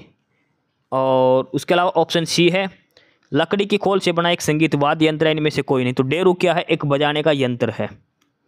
क्या है? एक लकड़ी का बना हुआ यंत्र है, डमरू जैसा, डेरू, ठीक है। ऑप्शन सी इसका उत्तर हो जाएगा प्रश्न नंबर 35 का, ऑप्शन सी। आगे दिया है प्रश्न नंबर 36, पुंडरीक सरोवर पर नागरिक कुंड का निर्माण कब हुआ था? पुंडरीक सरोवर के ऊपर जो कुंड बना हुआ है उसका निर्माण कब हुआ था? 87 में, 88 में, 90 में या 95 में? तो पुंडरीक सरोवर पर जो कुंड बना है उसका निर्माण हुआ था 1987 के अंदर, 1987। ऑप्शन ए इसका उत्तर हो जाएगा क्वेश्चन नंबर 36 का। आगे है प्रश्न नंबर 37, निम्नलिखित में से कौन सा आचार्य विनय मोहन शर्मा का मुख्य कार्य है? आचार्य विनय मोहन शर्मा का मुख्य कार्य कौन सा है? दृष्टिकोण, साहित्य अनुसंधान, रेखा और रंग, ये सभी। तो इनका जो प्रमुख कार्य है वो सभी आएगा। इनकी पुस्तकें कौन कौन सी आचार्य विनय मोहन शर्मा की? एक तो है धरती के बोल, सबसे फेमस किताब इसकी धरती के बोल। दूसरा है कवि प्रसाद आंसू, ठीक है। ये दो इनकी प्रसिद्ध किताब हैं आचार्य विनय मोहन शर्मा जी की। लिटरेरी रिसर्च, अप्रोच, रेखा और रंग, ये सारे इनके प्रमुख कार्य हैं रचनाओं के। इनकी रचनाओं की बात हो रही है ये। प्रश्न नंबर 38 है, ठाकुर अनूप सिंह का संबंध किस खेल से है? ठाकुर अनूप सिंह आपने मूवी वगैरह में देखा होंगे इनका, और ये किससे संबंधित है? बॉडी बिल्डिंग से। बॉडी बिल्डिंग से इनका संबंध है, ठीक है। ऑप्शन डी उत्तर हो जाएगा। प्रश्न नंबर 39 दिया है, निम्नलिखित किसे ब्रिटिश सरकार द्वारा सर की उपाधि से सम्मानित किया गया था? देखो, ब्रिटिश सरकार ने, जो ब्रिटिश सरकार को पसंद आ जाए, जो ब्रिटिश सरकार का काम कर दे, उसे ही सर की उपाधि दे देते थे। बहुत सारे लोगों को इन्होंने सर की उपाधि दे रखी थी। तो हरियाणा से कौन थे? ये थे चौधरी छाजूराम। चौधरी छाजूराम को ब्रिटिश सरकार ने 1922 में सर की उपाधि से सम्मानित किया था। 1922 में चौधरी छाजूराम को ब्रिटिश सरकार ने सर की उपाधि से सम्मानित किया था, ठीक। ऑप्शन बी इसका उत्तर हो जाएगा 1922। जब आपने केसरी 2 मूवी आई है जिसमें अक्षय कुमार जो रोल निभा रहे थे, उनको भी शुरू में सर की उपाधि से सम्मानित किया गया था, जो शुरू में केस जीते थे कोर्ट में, ठीक है। आगे है प्रश्न नंबर 40, मिशन इंद्रधनुष योजना हरियाणा के किस जिले से शुरू की गई थी? मिशन इंद्रधनुष योजना, मिशन इंद्रधनुष योजना हरियाणा के 5 जिलों से शुरू की गई थी। कितने जिलों से? 5 जिलों से। फरीदाबाद, एक तो था फरीदाबाद, दूसरा था गुड़गांव, तीसरा था पानीपत, चौथा था मेवात और पांचवा था पलवल, ठीक है। फरीदाबाद, गुड़गांव, पानीपत और मेवात और पलवल। इस ऑप्शन में कौन कौन से उत्तर दे रखा वो देखना है। फरीदाबाद, गुड़गांव, पानीपत, मेवात और पलवल। पलवल भी है, पानीपत भी है, ये दोनों आपको ध्यान रखना है। सबसे पहले शुरू हुआ था पानीपत से, इनमें से, ठीक है। पानीपत से शुरू हुआ था मेन, तो 5 जिले थे, उसमें से पानीपत को पहले मिला था, पलवल से बाद में शुरू हुआ था। इसका ऑप्शन देखो बी और सी दोनों ही इसके उत्तर हैं, पलवल और पानीपत। लेकिन इसका जो करेक्ट ऑप्शन लगाना है आपको, इसने पूछा कि सबसे पहले कहाँ हुआ था, तो पानीपत के अंदर 5 जिले लिए गए थे, उसमें से सबसे पहले था पानीपत। ऑप्शन बी उत्तर हो जाएगा इसका। तो ये 40% पूरे हो गए, और यहाँ पर आकर हमारी हरियाणा जीके पूरी। प्रैक्टिस सेट नंबर 44 हम करने लग रहे हैं, जीके हरियाणा जीके पूरी कर ली। अब आगे हम करेंगे इंग्लिश। 15% इंग्लिश के, 15 हिंदी के, 15 गणित के, 15 रीजनिंग के। 60% हमारे बच गए, 100% इस प्रैक्टिस सेट के अंदर।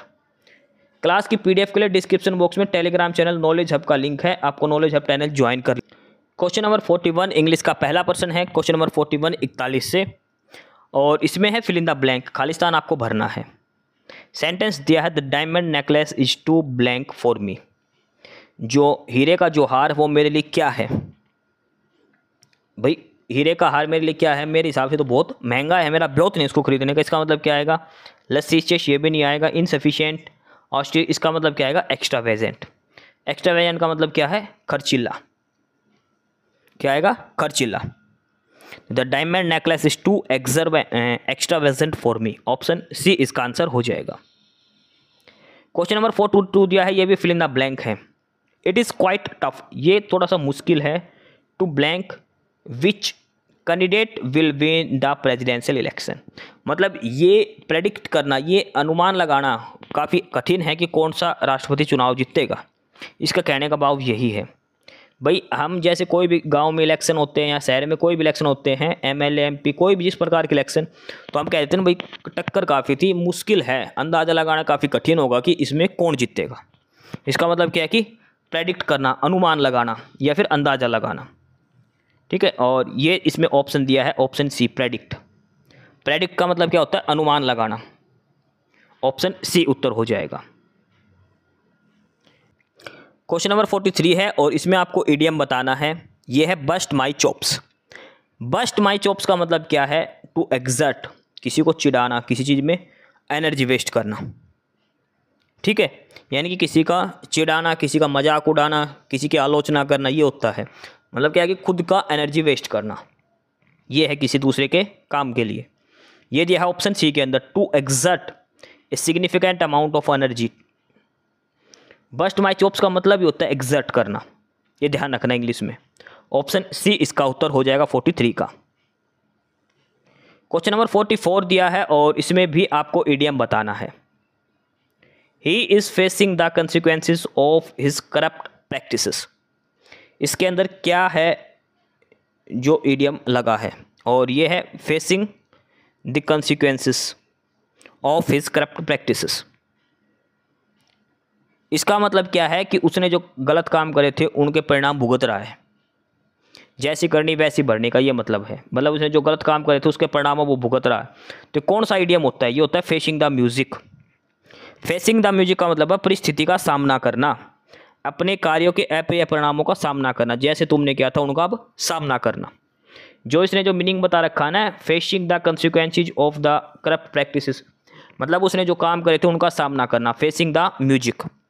ऑप्शन ए उत्तर हो जाएगा इसका। अगला है क्वेश्चन नंबर 45 और इसमें आपको वन वर्ड बताना है।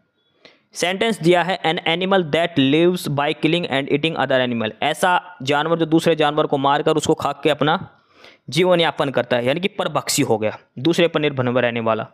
बाईपैड का मतलब है दो पैर वाला। एम्फीबियन जो पानी और धरती दोनों पर रहे। क्वाड्रप्ट का मतलब चार पैर वाला। इन तीनों का तो मतलब है नहीं, इसका मतलब क्या हो गया? प्रीडेटर। प्रीडेटर का मतलब ये होता है परभक्षी, जो दूसरे जानवरों को खाता है मारकर। ऑप्शन ए इसका उत्तर हो जाएगा परभक्षी। क्वेश्चन नंबर 45 का।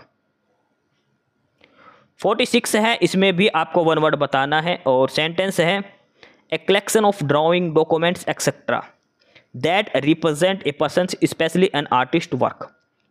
एक ड्राइंग डॉक्यूमेंट्स का समूह इकट्ठे करना जो किसी आर्टिस्ट के काम को दर्शाता है, उसको क्या बोलते हैं? डोशायर नहीं, प्रोफाइल नहीं, स्केच नहीं, तो क्या होता है? वो होता है पोर्टफोलियो। क्या होता है? पोर्टफोलियो। ऑप्शन सी इसका आंसर हो जाए क्वेश्चन नंबर 46 का। ठीक है, 47 दिया है और आपको इसका सिनोनियम बताना है और वर्ड दिया है टर्मिनेशन। टर्मिनेशन का मतलब क्या होता है? टर्मिनेट करना, किसी चीज़ का ख़त्म करना, समाप्त कर देना। इसका मतलब क्या हो गया? कन्विक्शन नहीं, कंसोलेशन नहीं, कंडक्शन नहीं। इसका मतलब क्या होगा? कंक्लूजन। हम बोलते हैं ना इसका कंक्लूजन क्या आएगा, प्रश्न लिख के लास्ट में उसका कंक्लूजन निष्कर्ष लिखते हैं, मतलब उसका अंत, टर्मिनेशन। इसका सिनोनियम पूछा है। ऑप्शन बी इसका आंसर हो जाएगा क्वेश्चन नंबर 47 का। आ गया क्वेश्चन नंबर 48 और इसमें करेक्ट स्पेलिंग बतानी। 4 में से 3 स्पेलिंग गलत है, एक सही है। वर्ड क्या है ये? ट्यूशन। TUITION, tuition. आप सीधे लिख के देख लिया करो, ऑप्शन मत पढ़ना, ऑप्शन पढ़ते ही आप कंफ्यूज हो जाओगे। तो ट्यूशन की स्पेलिंग क्या आएगी? TUITION, tuition. ऑप्शन ए उत्तर हो जाएगा क्वेश्चन नंबर 48 का। 49 में है करेक्ट स्पेलिंग बतानी कॉमरेड की। कोमेमोरेट की स्पेलिंग आपको करेक्टली बतानी है, क्या आएगा? COMMEMORATE और ये दिया है ऑप्शन सी के अंदर। COMMEMORATE, कोमेमोरेट, उत्सव मनाना। देखो ट्यूशन की ऑप्शन ए वाली हो जाएगी, कोमेमोरेट की ऑप्शन सी वाली हो जाएगी। स्पेलिंग आपको सारी ध्यान रखनी है, ये ध्यान रखना है। आगे है क्वेश्चन नंबर 50 और इसमें आपको सेंटेंस के अंदर क्या करना है? ग्रामेटिकल एरर बताना है। किस पार्ट के अंदर एरर है, कौन सा पार्ट इसमें गलत दिया है? The researchers have found that all species makes a constructive contribution to the ecology of the earth. देखो आप ध्यान से पढ़ोगे ना आपको एरर दिख जाएगा, बिल्कुल सीधा सीधा एरर इसके अंदर दिया गया है। देखो यहाँ पर ऑल स्पीसीज का मतलब सभी प्रजातियाँ, सभी जो जीव जंतु हैं वो, तो यहाँ पर मेक्स नहीं आएगा क्योंकि ये क्या दिया है, प्लूरल। और एस या ई एस प्रेजेंट इंडेफिनेट में किसके साथ लगता है, सिंगुलर, ही सी इट या कोई नाम के साथ।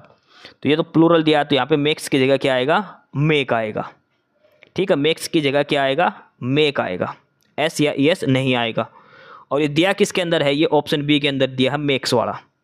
तो किस पार्ट के अंदर है, ऑप्शन बी के अंदर, मेक्स की जगह क्या आएगा, मेक आएगा। आ गया क्वेश्चन नंबर 51 और इसमें भी आपको ग्रामेटिकल एरर बताना है। सेंटेंस है, if they had a playground here they can play after their school is over. ये इसमें बताया गया है। देखो इसमें है दे हैड, अगर उनके पास होता, तो किस में बात करी गई है, पास्ट में। तो दे कैन, वो खेल नहीं सकते, कैन नहीं आएगा, यहाँ पे क्या आएगा फिर, कुड। दे कुड प्ले, वो यहाँ पर खेल सकते थे। ठीक है, दे हैड ए प्लेग्राउंड, अगर उनके पास प्लेग्राउंड होता तो वो यहाँ पर खेल सकते थे। ठीक है, तो या कुड नहीं, सॉरी वुड आएगा, they would play after their school is over. और ये किसके अंदर दिया है, यहाँ पर कैन की जगह क्या आएगा, वुड आ जाएगा। ऑप्शन डी के अंदर इसमें एरर दिया गया क्वेश्चन नंबर 51 के अंदर। क्वेश्चन नंबर 52 है और इसमें आपको सेंटेंस करेक्शन करनी है।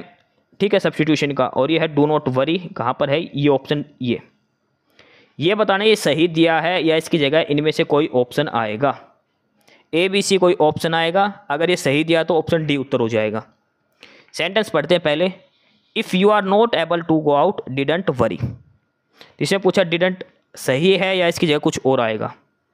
देखो ये टेंस क्या है, इधर जो टेंस यूज़ किया गया है, if you are not able, you are not able, ये कौन सा टेंस यूज़ कर रहे हैं यहाँ पे, प्रेजेंट। तो यहाँ पे पास्ट की तो वर्ब आने से रही।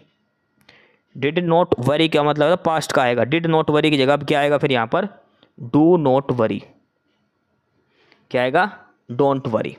ऑप्शन सी उत्तर हो जाएगा। डिड नहीं आएगा क्योंकि पहले वाले पार्ट में प्रेजेंट टेंस दिया है, आर क्लॉज का, प्रेजेंट टेंस के अंदर डू नॉट आएगा आगे। ठीक है, ऑप्शन सी इसका आंसर हो जाएगा क्वेश्चन नंबर 52 का। 53 है और इसमें भी आपको रिप्लेसमेंट करनी है सेंटेंस का, और ये है लीड, कहाँ पर है ये लीड वाला, the term flora used for donate plants of a particular region of period. इसमें तो लीड टू, लीड्स टू का तो कोई ऑप्शन ही ऐसा कुछ इसमें नहीं दिया। ठीक है, देखो the term flora is used for donate plants of a particular region of period. तो इसके अंदर ऑप्शन तो सारे गलत दे रखे हैं, लीड्स टू, लीड का तो कहीं इसके अंदर दिया है, जिक्र ही नहीं किया गया। ठीक है, तो ये क्वेश्चन छोड़ दीजिए, ऑप्शन गलत दे रखे हैं। आ गया क्वेश्चन नंबर 54 और ये जो सेंटेंस जो अलग अलग पैराग्राफ दे रखे हैं, ये सारे पढ़ के आपको प्रश्न का उत्तर देना है। पढ़ना ही मत, क्योंकि इसमें लास्ट में पूछा क्या है, अपोजिट मीनिंग यानी कि एंटोनियम पूछा है। इतनी रामायण पढ़ने की जरूरत नहीं है। विजडम का एंटोनियम पूछा आपको, विजडम का एंटोनियम आपसे पूछा गया है। विजडम का मतलब क्या होता है, बुद्धिमान व्यक्ति, बुद्धिमानी। इसका एंटोनियम पूछा है। बुद्धिमान का एंटोनियम क्या होगा, मूर्ख। बुद्धिमान का एंटोनियम क्या होगा, मूर्ख व्यक्ति। और ये क्या होता है, फोली। कौन सा होता है, फोली। फोली मतलब मूर्ख। ऑप्शन ए उत्तर हो जाएगा। सेम 55 का दिया, ये सारे पैराग्राफ पढ़ने हैं आपको, उसके बाद इस प्रश्न का उत्तर देना है। ये तो इसमें तो पैराग्राफ पढ़ने पड़ेंगे। ठीक है, उसका हिसाब से उत्तर देना है। ये ऑप्शन ए उत्तर हो जाएगा इसका। तो 55% पूरे, और यहाँ पर हमारी इंग्लिश भी पूरी हो गई। क्लास के पीडीएफ के लिए डिस्क्रिप्शन बॉक्स में टेलीग्राम चैनल का लिंक है, नॉलेज हब के नाम से टेलीग्राम चैनल ज्वाइन कर लो, और पहली बार क्लास देख रहे हो तो यूट्यूब पर सब्सक्राइब भी कर लो। अब हम हिंदी पढ़ेंगे। 15 प्रश्न अब हम फटाफट हिंदी के देखने वाले हैं। प्रश्न नंबर 56 हिंदी का पहला प्रश्न दिया है, पुरोगामी का विलोम शब्द क्या होगा। पुरोगामी का, पश्चगामी, पुष्टगामी, अग्रगामी या अनुगामी। पुरोगामी का मतलब जो पहले जा चुका, पश्च का मतलब बाद में जाने वाला। पुरोगामी का विपरीत क्या हो जाएगा, पश्चगामी। पुरोगामी का पश्चगामी, ऑप्शन ए उत्तर हो जाएगा। प्रश्न नंबर 57 है कमल का पर्यायवाची बताओ। कमल का पर्यायवाची क्या होता है? अंबर, नीरज, दिनकर या पुष्प। पुष्प तो फूल का हो गया, दिनकर सूरज का हो गया, अंबर आकाश का हो गया, तो कमल का पर्यायवाची बच गया क्या? नीरज। कमल का पर्यायवाची क्या हो जाएगा फिर? नीरज हो जाएगा। कमल के पर्यायवाची और कौन कौन से हैं? कमल का सरोज, ठीक है, नीरज, ये सारे कमल के पर्यायवाची हैं। अगला है प्रश्न नंबर 58, कौन सा शब्द ब्रह्मा का पर्यायवाची नहीं है? 4 शब्द हैं, 4 में से 3 ब्रह्मा के पर्यायवाची है, एक नहीं है, वो आपको बताना है। देखो कमलासन बिल्कुल ब्रह्मा को कहा जाता है, कमलासन कमल पे बैठने वाला। चतुर्मुख 4 मुखों वाला ब्रह्मा है। चतुरानंद 4 मुंह वाला, ये भी चतुरानंद चतुर्मुख एक ही बात है, ये भी ब्रह्मा को है। लेकिन चतुर्भुज 4 भुजाओं वाला, चतुर्भुज का पर्याय किसको माना जाता है? ये कहा जाता है भगवान विष्णु को। चतुर्भुज किसे कहा जाता है? भगवान विष्णु को। ब्रह्मा कितना होता है? अष्टभुज वाले, ठीक है, तो चतुर्भुज कहा जाता है भगवान विष्णु को। तो ब्रह्मा जी का पर्यायवाची क्या नहीं है? चतुर्भुज। ये किसका पर्यायवाची है? विष्णु भगवान का। ऑप्शन डी उत्तर हो जाएगा इसका। प्रश्न नंबर 59 दिया है, वह व्यक्ति न्याय प्रिय है, इसमें सुधार करो। तो व्यक्ति की जगह क्या होगा? व्यक्ति। न्याय प्रिय था, इसमें आपको सुधार करना है कि वर्तनी दृष्टि से शुद्ध लिखना है। तो इसमें क्या आएगा? वह व्यक्ति न्याय प्रिय था, और ये लिखा है ऑप्शन डी के अंदर। न्याय की जगह न्याय आएगा, व्यक्ति की जगह व्यक्ति आएगा। वह व्यक्ति न्याय प्रिय था। प्रश्न नंबर 59 ऑप्शन डी इसका उत्तर हो जाएगा। प्रश्न नंबर 60 है क्लब। क्लब क्या होता है? क्लब होता है हाथी का बच्चा। क्लब क्या होता है? हाथी का बच्चा। भैंस का बच्चा क्या होता है? कटड़ा, ठीक है। मुर्गी का बच्चा चूजा, कुत्ते का बच्चा पिल्ला, ये ध्यान रखना आपको। हाथी का बच्चा क्या होता है? क्लब। ऑप्शन डी उत्तर हो जाएगा। प्रश्न नंबर 61 है महेश्वर्य, महाप्लस ऐश्वर्य में कौन सी संधि है? कौन सा संधि नियम है? महेश्वर्य में कौन सा संधि नियम? देखो इसमें संधि की बात करें तो कौन सी संधि है? वृद्धि संधि है। महा प्लस ऐश्वर्य। अब इसमें पूछा कहाँ कौन सा है इसमें, तो वो है आ। महा का क्या है? आ, और ऐश्वर्य का है ए। आ प्लस बड़ा ए, आ प्लस बड़ा ए मिलकर छोटा ए बनाइए, महेश्वर्य, ये बनेगा ऑप्शन डी वाला, ठीक है। ऑप्शन डी उत्तर हो जाएगा। प्रश्न नंबर 62 दिया है, जिस सामासिक शब्दों में पहला पद संख्या का हो उसे कौन सा समास? देखो काफ़ी अच्छा है। जिस समास के अंदर जैसे चतुर्भुज, पंचभुज, षटभुज, समास पूछे इसके अंदर, जिसके अंदर गिनती आ रखी है 1 2 3 4, जिसके अंदर गिनती आए, दोपहर, त्रिलोक, सप्त, सिंधु, ठीक है, जिसके अंदर गिनती आए 2 3 7, ये तो कौन सा समास होता है? वो द्विगु समास। जिस भी समास के अंदर पहले पद में संख्या आ गई, गिनती आ गई, इसका मतलब कौन सा समास है? द्विगु समास है। द्वंद्व समास, जिसके बीच में ऐसे डंडी आ जाए 2 शब्दों के बीच में, ऐसे एक शब्द इधर है एक शब्द इधर है, उनके बीच में ये हाइफन डंडी दी मिले, वो द्वंद्व समास है। ये तो दो तो काफ़ी आसान है याद करने, ठीक है। प्रश्न नंबर 63 है, इसमें से शुद्ध वाक्य बताना है। डॉक्टर गुप्ता हमारे प्रभारी है, तो प्रभारी गलत लिखा गया है इसमें। आज मैं 31 वर्ष का हो गया हूँ, तो इसमें 31 गलत लिखा गया है। इस वर्ष पहाड़ों पर जमकर तुषारपात हुआ है, अच्छा ये भी गलत है इसके अंदर। हमें कभी हतोत्साहित नहीं होना चाहिए, हमें कभी हतोत्साहित नहीं होना चाहिए, ये बिल्कुल सही लिखा है, ये बिल्कुल सही लिखा गया है। ऑप्शन डी इसका उत्तर हो जाएगा, ठीक है। इसमें तुषारपात आएगा, तुषारपात नहीं आएगा। ये तीनों गलत लिखे हैं, ये बिल्कुल सही है, हमें कभी हतोत्साहित नहीं होना चाहिए। प्रश्न नंबर 64 दिया है, अर्था अलंकार कौन सा है? देखो अलंकार दो होते हैं, एक शब्दालंकार और एक अर्थालंकार। जहाँ शब्दों से चमत्कार उत्पन्न हो शब्दालंकार, जहाँ अर्थ से चमत्कार उत्पन्न हो अर्थालंकार। अब आपको बताना शब्दालंकार कौन सा है, अर्थालंकार कौन सा है। अर्थालंकार कौन कौन से है? रूपक, उपमा, रूपक हो गया, उपमा हो गया, ठीक है। इसके अलावा उत्प्रेक्षा, अतिशयोक्ति, ये सारे अर्थालंकार हैं, ठीक है। और शब्दालंकार अनुप्रास, यमक, सलेश, ये सारे कौन से हैं? शब्दालंकार हैं। तो ये चीज़ आपको ध्यान रखनी है। तो इस प्रश्न में अर्था अलंकार पूछा और अर्था अलंकार क्या हो जाएगा, रूपक अलंकार हो जाएगा। अगला है प्रश्न नंबर 65, किस मुहावरे का अर्थ है घूस देना, यानी कि रिश्वत देना। रिश्वत देने का मतलब क्या है, गाल बजाना नहीं, गाल बजाना का मतलब होता है फेंकना, बातें डींगे मारना। गड्ढा खोदना, गड्ढा खोदना ये तो अलग ही हो गया। और इसके बाद अगला चार चांद लगाना मतलब उन्नति करना, ये भी नहीं होगा। चांदी का जूता देना, चांदी का जूता देना इसका मतलब किसी को रिश्वत देना, ऑप्शन डी हो जाएगा। चांदी का जूता देना मतलब घूस देना, ऑप्शन डी इसका उत्तर हो जाएगा। प्रश्न नंबर 66 है, अघोष वर्ण कौन सा है। सघोष और अघोष दो वर्ण होते तो इसमें पूछा अघोष वर्ण कौन सा है। अघोष वर्ण कौन सा होता है, नाद की दृष्टि से जिन ध्वनियों का उदाहरण में समस्त स्वर तंत्रियों में कंपन नहीं होता, स्वर तंत्रिका खुली रहती है और वायु बिना अवरोध के बाहर आती, वे अघोष होते हैं। ठीक है, वायु बिना रुकावट के बाहर आती है और सारे स्वर तंत्रियों में कंपन नहीं होता।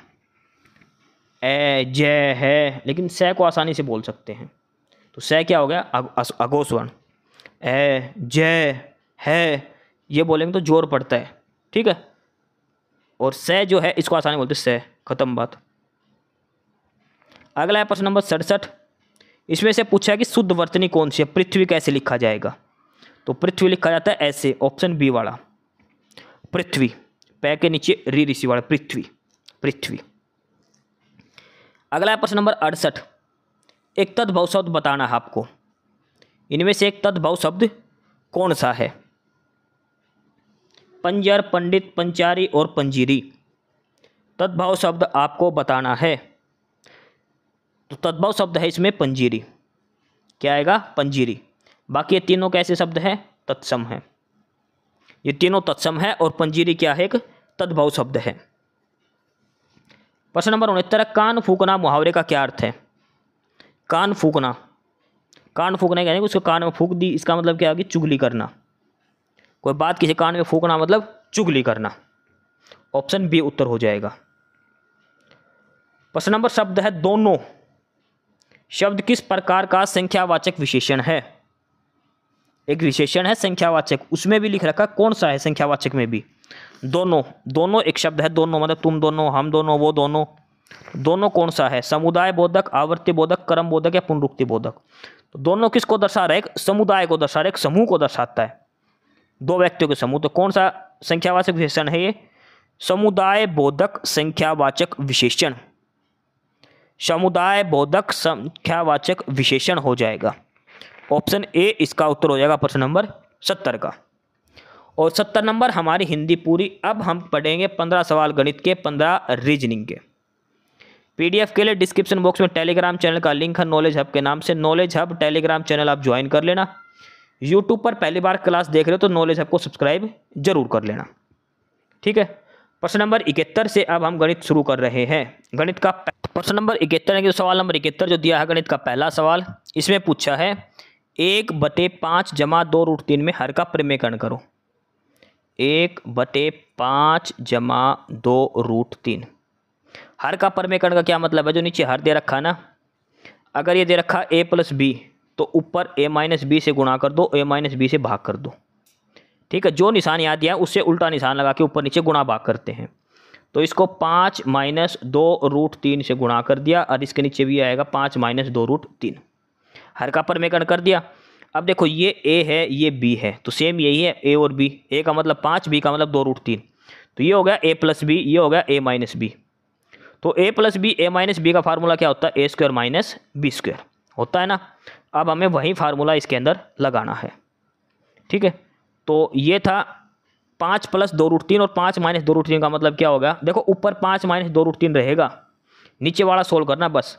तो a² का मतलब 5 का स्क्वायर कितना हो गया 25, माइनस b² क्या होगा 2√3 का स्क्वायर करेंगे, 2 दूनी 4, 4 तिया 12, तो 25 में से 12 गए तो 13। तो ऊपर वाला तो सेम है 5 - 2√3, नीचे आएगा 13 और ये दिया है ऑप्शन बी के अंदर। कुछ नहीं करना, इसको 5 - 2√3 से गुणा और भाग करना है, ठीक है। नीचे वाला सोल्व करना है, नीचे वाला 13 आएगा, ऑप्शन बी उत्तर हो जाएगा सवाल नंबर 71 का। अगला दिया सवाल नंबर 72, 0.08 और 0.32 के बीच का मध्य अनुपात ज्ञात करें। इनके बीच का मध्य अनुपात आपको बताना है। क्या आएगा मध्य अनुपात? ठीक है, 0.08 और 0.32, इनके बीच का आपको मध्य अनुपात बताना है। कुछ नहीं करना, इन दोनों की गुणा कर दो, तो 32 और 8 की गुणा करेंगे तो 32 8 256 बन जाएगा।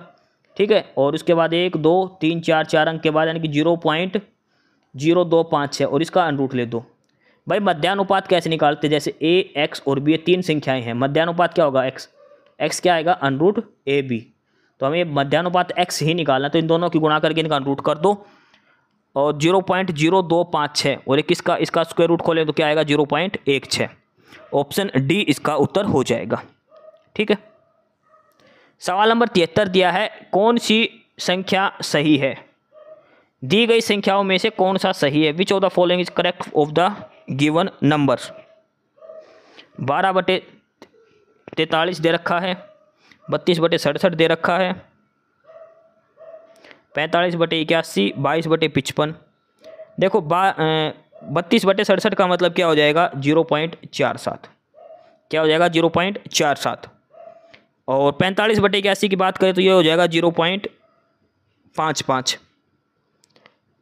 22/55 की बात करें हो जाएगा 0.4। 12/43 की बात करें तो ये हो जाएगा 0.27। 4 की जगह 4 जीरो लिख लो। ठीक है, अब इसमें से ये देखना कि कौन सी संख्या सही दे रखी है।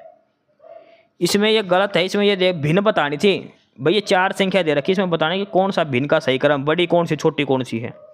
सबसे छोटी संख्या इसमें से ये है, सबसे बड़ी पूछे तो ये है 45/81। क्वेश्चन में कुछ मिस्टेक दे रखी है इसके अंदर। ठीक है, क्वेश्चन नंबर 74 देखो, काफ़ी अच्छा सवाल है।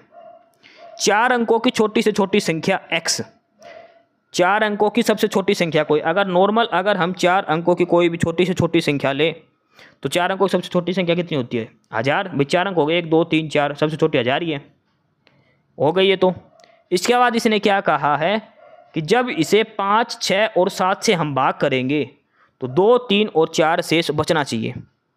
शेष कितना बचना चाहिए? 2 3 और 4। यानी कि अब अगर हम इसको 5 से भाग देंगे तो पूरा पूरा भाग होएगा, तो इसका मतलब तो है नहीं।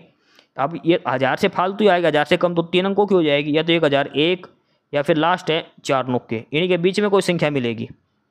ठीक है, जिसको अगर हम 5 से भाग करेंगे, 6 से भाग करेंगे, 7 से भाग करेंगे तो शेष 2 3 और 4 बचना चाहिए।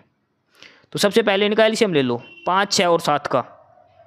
5 6 और 7 का एलसीएम कितना आएगा? 216 ना 210। 5 6 और 7 का एलसीएम कितना आएगा? 210 एलसीएम आएगा। अब इसने क्या कहा है कि 5 में से 2 शेष बचेगा। ठीक है, 6 में से 3 शेष बचेगा, 7 में से 4 शेष बचेगा। यानी कि अंतर कितना है इनका? 3 3 बराबर अंतर है ना। तो इसका मतलब जो छोटी से छोटी संख्या है 4 अंकों की 1000, इसको पहले 210 से भाग दे दो। किससे भाग दे दिया? 210 से। और 210 5 करेंगे तो 21 5 105, 1050 पे जाएगी। ठीक है, यानी कि संख्या तो वो 1050 जो इनसे पूरा पूरा भाग होती है, लेकिन इनका जो भागफल बचाना है तो इसमें से क्या घटा दो? 3। 3 कहाँ से आ गया? इनका देखो संख्या और इसके शेष फल का गैप देखो 3 है। संख्या 6 से भाग देंगे तो शेष 3 बचेगा, तो गैप कितना आएगा? 3 का। तो 1050 में से 3 घटा दो, कितना बचेगा? 1047। तो वो सबसे छोटी संख्या 4 अंकों की, जिसको अगर हम 5 से भाग देंगे तो 2 शेष बचेगा, 6 से भाग देंगे तो 3 शेष, और 7 से भाग देंगे तो 4 शेष बचेगा। संख्या कितनी है? 1047। इसके अंकों का योग पूछा है, 1 जमा 0 जमा 4 जमा 7, तो 7 4 11 और 1 12। क्या उत्तर हो जाएगा इसका? 12 उत्तर हो जाएगा इसका। ये दिया है ऑप्शन सी के अंदर। ठीक है, सवाल नंबर 75 दिया है, ये सोल्व करना है। पहले तो ये भाग करना है। 108 को 18 से भाग करेंगे, 18 में 108, 9 आएगा। 9 को 3 से गुणा करें तो कितना आएगा? 27 माइनस। अब ये पहले ये होगा 2/32, 32 दूनी 64, तो 2 दूनी 4, प्लस 80 भाग में 5 ऑफ, पहले तो ये सोल्व होगा, 5 चौक 20, 80/20 करेंगे तो 4 आएगा। 4 से 4 कट गया, कितना बच गया? 27। ठीक है, एक बार आप ये देखो 18 नहीं में 18, अच्छा 18 5 90, 18, ये 9 गलत कर दिया, यहाँ पे 6 आएगा तो 6 3 18 आएगा, 27 की क्या आएगा? 18। डी उत्तर हो जाएगा। 108 को 18 से भाग करेंगे तो 6 आएगा, 9 गलता कर दिया, लास्ट का तो कट जाएगा, 4 से 4 18, उत्तर बचेगा ऑप्शन डी। आगे है क्वेश्चन नंबर 76 और सवाल नंबर 76 में दिया है निम्नलिखित तालिका परीक्षा में भाग लेने वाले छात्रों के परिणाम को दर्शाती है, तो उत्तीर्ण छात्रों का प्रतिशत बताओ। यानी कि एक पेपर में भाग लिए थे बच्चों ने, तो पास हुए हैं 150, फेल हो गए 100 बच्चे, टोटल बच्चे कितने हो गए पेपर में, कितने बच्चे थे, 250 बच्चे थे। इसने कहा कि पास होने वाले बच्चों का परसेंट बताओ, तो पास कितने हुए हैं 150, टोटल कितने थे 250, परसेंट के लिए गुणा में 100। ठीक है, 5 दिया 15, 5 5 25, 5 से काट दो 20, 20 दिया 60, कितने आ जाएंगे 60%, यानी कि ऑप्शन बी इसका उत्तर हो जाएगा।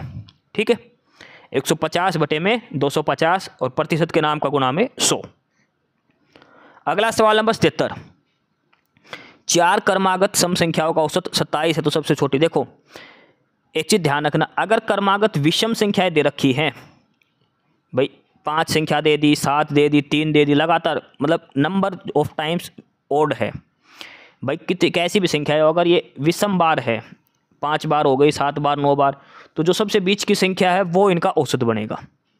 ठीक है, अगर सम के बारे में दे रखा है कि बराबर दे रखा, इवन टाइम्स दे रखा है, 4 बार दे दी, 6 बार, तो बीच की जो 2 संख्याएं हैं ना, उनके बीच की संख्या एवरेज बनेगी। ठीक है, तो अब इन सम संख्याओं का एवरेज दे रखा 27, तो इसका मतलब इससे आगे वाली संख्या क्या होगी 28, और इससे पहले वाली क्या हो जाएगी 26। सबसे छोटी क्या होगी, इससे 2 कम 24 हो जाएगी, और सबसे बड़ी पूछता तो 30। तो 4 संख्याएं कौन सी जिनका एवरेज 27 है, 24, 26, 28 और 30। सबसे छोटी संख्या पूछे तो क्या हो जाएगा 24। ठीक है, सबसे छोटा संख्या क्या हो जाएगा 24 हो जाएगी। और इस सवाल के अंदर सारे के सारे ऑप्शन ये गलत दिए गए हैं, ऑप्शन इसके अंदर गलत दिए, सबसे छोटा नंबर क्या आ जाएगा 24 आ जाएगा। या तो ऐसे कर लो, ठीक है, एक तरीका तो ऐसे, या फिर ऐसे कर लो भाई 27 हैं, 4 संख्या इस 4 से गुणा कर दो, इनका टोटल औसत आ जाएगा। ठीक है, टोटल जोड़ आ जाएगा उनका, फिर अलग अलग संख्याएं निकालोगे, वही बात है। देखो अगर आपको इस सीधा समझ में नहीं आया ना, तो ऐसे कर लो भाई, औसत दे रखा 27, कितना संख्या होगा 4 संख्या होगा, तो टोटल कितना हो गया 7 चौक 28, और ये हो जाएगा 108, यानी कि 4 संख्या का जोड़ कितना हो गया 108। अब सम संख्या दे रखी, पहली संख्या x, दूसरी क्या हो जाएगी x+2, तीसरी क्या हो जाएगी x+4, चौथी क्या हो जाएगी x+6। इन चारों का जोड़ कितना बनेगा 4x जमा 12, 4x जमा 12 की वैल्यू दे दी 108, तो 4x कितना हो जाएगा, इसमें से 12 घटा दो 96, x से भाग देंगे कितना आएगा 24, यानी कि सबसे छोटी संख्या x क्या आएगा 24, अगली क्या आएगी 26, अगली क्या आएगी 28, अगली क्या आएगी 30। ऐसे कर लो, ये बड़ा वाला तरीका हो गया। तो इसका उत्तर क्या हो जाएगा 24 हो जाएगा, चारों ही ऑप्शन इसके गलत दिए गए हैं। सवाल नंबर 78 है, ये है profit cost price, selling price, profit loss वाला। इसमें दिया है एक वस्तु का विक्रय मूल्य है 855 रुपये। ठीक है, यानी कि क्या दे दिया, सेलिंग प्राइस दे दिया 855 रुपये। यदि बिक्री होने वाली 10% बिक्री से होने वाली 10% हानि है, तो हानि कितने रुपए की हुई ये पूछा है, हानि कितने रुपए की हुई ये पूछा है। देखो मान के चलो किताब का मूल्य पहले 100 रुपये था, ठीक है, इसको 10% हानि पर बेचा गया, तो कितने रुपए में बेची गई किताब 90 रुपये में बेची गई। 90 की वैल्यू कितनी दे रखी है 855, हानि कितने की हुई थी 10 की। ठीक है, 10% की हानि हुई तो कितना रुपए हो गया, 10% का मतलब 10 रुपये तो हो गए। तो 90 की वैल्यू 855 दे रखी, 10 की वैल्यू निकालनी है, तो 855 बटे 90 गुणा में 10, 9 से इसको काट दो, 9 में 81 और 9 5 45, तो कितने रुपए की हानि हो गई 95 रुपये की। कितने रुपए की हानि है 95 रुपये की, ऑप्शन डी उत्तर हो जाएगा, 95 रुपये की हानि हुई है। सवाल नंबर 79 इसमें दिया है 13% वार्षिक साधारण ब्याज की दर पर 15,000 रुपये उधार लिए और इसे वार्षिक रूप से चक्रवर्ती होने वाले 15% वार्षिक चक्रवर्ती ब्याज की दर से किसी और को दे दिए, तो 2 साल को कितना फ़ायदा होगा। इसने कहा कि मैंने 13% की दर से उधार ले लिए पैसे, ये लिए है सिंपल इंटरेस्ट की, लेकिन मैंने 15% की रेट पर उधार किसी और को दे दिए लेकर, और वो दे दिया मैंने कंपाउंड इंटरेस्ट पर। अब फ़ायदा तो मेरे को सीधा सीधा देखो, अगर सिंपल इंटरेस्ट पर देता तो भी मेरे को 2% का फ़ायदा हो रहा है, लेकिन मैंने तो कंपाउंड पे दिए हैं, चक्रवर्ती ब्याज पर दिया है, तो मुझे कितना फ़ायदा होगा। तो कुछ मत करो, पहले तो 2 साल का अगर साधारण ब्याज की दर 13 है, तो 2 साल की दर कितनी हो जाएगी 26%, सीधी सीधी जुड़ेगी। लेकिन चक्रवर्ती ब्याज में जुड़ती है अलग। पहले साल 15% थी, दूसरे साल भी 15% थी, प्लस 15 गुणा 15/100। तो ये दर 15 15 225, 225/2 करेंगे तो यानी कि 2.25। तो टोटल दर कितनी हो जाएगी? 15 दूनी 30 और 2 32.25। 2 साल के चक्रवर्ती ब्याज की दर हो गई 32.25। साधारण ब्याज की दर थी 26। तो कितनी परसेंट दर का फायदा हुआ? 6.25% का। इसका मतलब 15,000 का 6.25% का उसको फायदा हुआ है। ठीक है, 15,000 का 6.25। देखो कैसे करा है मैं बताऊं। साधारण ब्याज में तो दर आसानी से जुड़ जाती है, सीधी की सीधी। 1 साल की 13%, 2 की 26, 3 की 39, ऐसे। लेकिन चक्रवर्ती ब्याज में क्या होता है? देखो पहले साल की 15% थी, दूसरे साल की 15% थी, लेकिन दूसरे साल पहले ब्याज पर भी ब्याज मिलेगा। इसका मतलब क्या होगा? देखो 30% तो सीधा सीधा हो गया। इसके बाद जो 15% जो दर थी उस पर भी, उसका भी 15% हमें निकालना पड़ेगा। जो 15% दूसरे साल की थी उसका 15% फिर निकलेगा। ठीक है, वो आएगा 2.25। टोटल दर कितनी हो जाएगी? 30 जमा 2 32.25। और साधारण ब्याज की दर कितनी थी? 26। तो 32.25 में से 26 घटा दो, कितना बचेगा? 6.25। इतना परसेंट उसको फ़ायदा हो रहा है। तो 15,000 का 6.25% आपको निकालना है। ठीक है, और वो लगभग 900 के तकरीबन आएगा, 937, क्योंकि 15 छिक 90। देखो सीधा सीधा है, 15 छिक 90, 6.25 यानी कि 900 से फालतू आएगा। 900 से फालतू जो नियर बाई ऑप्शन है वो ऑप्शन सी दिया गया है। अगला सवाल नंबर 80 मिक्सचर एलिगेशन का। 500 किलोग्राम वाली कॉफ़ी को 750 वाली के साथ मिलाकर किस अनुपात में मिलाए कि मिश्रण 600 रुपये का हो? एक साइड है 500, एक साइड है 750, मिलाए कितने में? 600 में। इधर कितना बचेगा? 150। इधर कितना बचेगा? 100। 5 तिया 15, 5 दूनी 10, 3:2। सीधा सवाल है तो बिल्कुल आसानी से एलिगेशन का फार्मूला लगेगा। ऑप्शन सी उत्तर हो जाएगा। सवाल नंबर 81 दिया है। 1 किसी काम को 10 दिन में पूरा करता है, दूसरा बंदा 12 दिन में करता है, जबकि तीसरा बंदा उसे 15 दिन में। 3 बंदे दे रखे ए बी सी, इसने J1 J2 J3 आपको कंफ्यूज करने के लिए लिखा है। भाई ए करता 10 दिन में, बी करता 12 दिन में, सी करता है 15 दिन में। एक साथ काम करेंगे, ठीक है। टोटल पैसा मिलता है उनको 2250 रुपये। देखो पहले तो 10, 12 और 15 इनका एलसीएम ले लो, कितना आएगा? 60। 10 छिक 60, 12 5 60, 15 चौक 60। पैसे मिलते हैं इनको कितना? 2250 रुपये। 2250। टोटल क्षमता कितनी हो गई? 6 5 11 और 4 15। 15 एफिशिएंसी के पैसे मिलते हैं इनको 2250 रुपये। J1 और J3 का हिस्से में कितना अंतर ये पूछा है, यानी कि ए और सी का हिस्से में अंतर कितना है? कितने की क्षमता का अंतर है? 2 का, तो यानी कि 2 का मान निकालना है।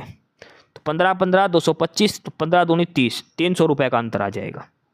कितने का अंतर है? 300 का। कैसे करना है? पहले तो इनका एलसीएम ले लो, टोटल काम आ जाएगा 60। फिर इनकी अलग अलग क्षमता निकाल दो, ए की 6 आ जाएगी, बी की 5 आ जाएगी और सी की 4 आ जाएगी। तो पैसे मिलते हो क्षमता के हिसाब से तो मिलेंगे। तो टोटल क्षमता कितनी होगी? 15 की क्षमता के हिसाब से इनको टोटल 2250 रुपये मिले हैं। इसलिए कहा कि पहले और तीसरे की पैसे में कितना अंतर? तो पहले की क्षमता कितनी? 6, तीसरे की क्षमता कितनी? 4। इनकी क्षमता में अंतर कितने का? 2 का। समझ गए? तो 2 की क्षमता का मान निकालना, 15 का मान 2250 दे रखा, 2 का निकालना, 2 का कितना आ जाएगा? 300। यानी कि ऑप्शन डी उत्तर हो जाएगा इसका। ठीक है। सवाल नंबर 82 दे रखा है। अपनी सामान्य चाल से 5/7 की स्पीड से चलने पर राकेश की बस 10 मिनट के अंतर से छूट जाती है। बस स्टॉप तक पकड़ने के लिए ठीक कितने की स्पीड, कितना समय लगता है? देखो 5/7 की स्पीड से गया है तो टाइम कितना लगा होगा? 7/5। भाई स्पीड और टाइम एक दूसरे का उल्टा होता है, speed equal to distance upon में टाइम। समय कितना बढ़ गया इसका? 2 मिनट। भाई 5 की स्पीड से 7 गया, 7 की स्पीड से 5, समय का कितना अंतर है? 2 का। और 2 का मान कितना दे रखा है? 10 मिनट। बस कितने से छूट गई? 10 मिनट से। 2 का मान कितना दे रखा है? 10 मिनट। ठीक है, कितना गुना दे रखा? 5।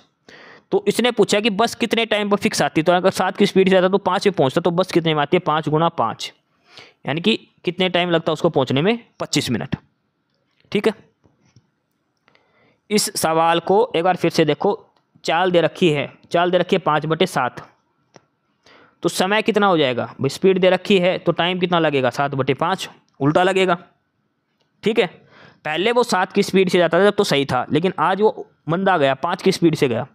तो पहले 5 टाइम लगता, अब लगा 7। टाइम का अंतर कितने का आ गया? 2 का। 2 की वैल्यू कितनी दे रखी है? 10 मिनट, क्योंकि उसकी बस पहले निकल गई आज 10 मिनट पहले। 2 की वैल्यू 10 दे रखी, तो 1 की वैल्यू कितनी आ जाएगी? 5। तो यानी कि पहले टाइम लगता था 25 मिनट, भाई 5 से गुणा कर दो, और अब टाइम लगा 35 मिनट। आज वो पहुंचा है 35 मिनट में, बाकी दिन कितने देर में पहुंचता था? 25 मिनट में पहुंच जाता जब उसको बस मिलती थी। तो ये इसने पूछा है, ठीक है, ऑप्शन सी उत्तर हो जाएगा इसका। सवाल नंबर 83 दिया हुआ है, छोटी से छोटी 6 अंकों की संख्या बताओ जो 18 का मल्टीपल है। तो पहले सबसे पहले तो वो संख्या ले लो, एक इक्का के बाद में 5 जीरो आ जाएगी, 6 अंकों की सबसे छोटी संख्या। अब इसने पूछा है कि वो बताओ जो 18 से भाग हो जाए, 18 का मल्टीपल, तो इसको 18 से भाग दे दो। लास्ट में जो शेष बचेगा 10 शेष बचेगा लास्ट में। अब इसमें से 10 घटा मत देना, गलती बच्चे यहाँ करते, इसमें से 10 घटा देते हैं, 10 घटाते तो ये बन जाएगी 99 990। ये 5 अंकों की होगी, 6 की नहीं रही, हमें 6 अंकों की पूछी है। तो अब इसमें क्या करें, 10 को 18 बनाने के लिए क्या जोड़ेंगे? 8। तो इस संख्या में 8 जोड़ दो, तो संख्या क्या बनेगी? 1 0 0 0 0 8, ये बनेगी संख्या। ठीक है, इसमें ऑप्शन बी भी दिया आपको कंफ्यूज करने के लिए, लेकिन उत्तर आएगा ऑप्शन सी का। ठीक है, क्वेश्चन नंबर 84 है, ए इज 40% लेस देन 60% ऑफ 1500। देखो 1500 का 60% कितना हो जाएगा? 90 रुपया, 900 रुपया। 1500 का 60% कितना हो जाएगा? 900 रुपया। ए जो है इसके 40% कम है, तो इसका 40% कितना हो जाएगा? 9 चौक 36, 360। इससे 360 रुपया कम है, तो कितना बचेगा? ये इससे 40% कम दिया, तो हम 900 का 40% निकला 360, तो इसमें से घटाओ और वो आएगा 540। कन्फ्यूज मत हो जाना, 340 उत्तर मत करके आ जाना ना, 360। दूसरा तरीका ले लो, 1500 का 60% से 40% कम है, तो इसका मतलब क्या बनेगा? इसका भी 60% ही तो बचेगा, ये निकालना 2 बार 60% इसका। 85 नंबर है, पाई चार्ट आप खुद से कर लेना।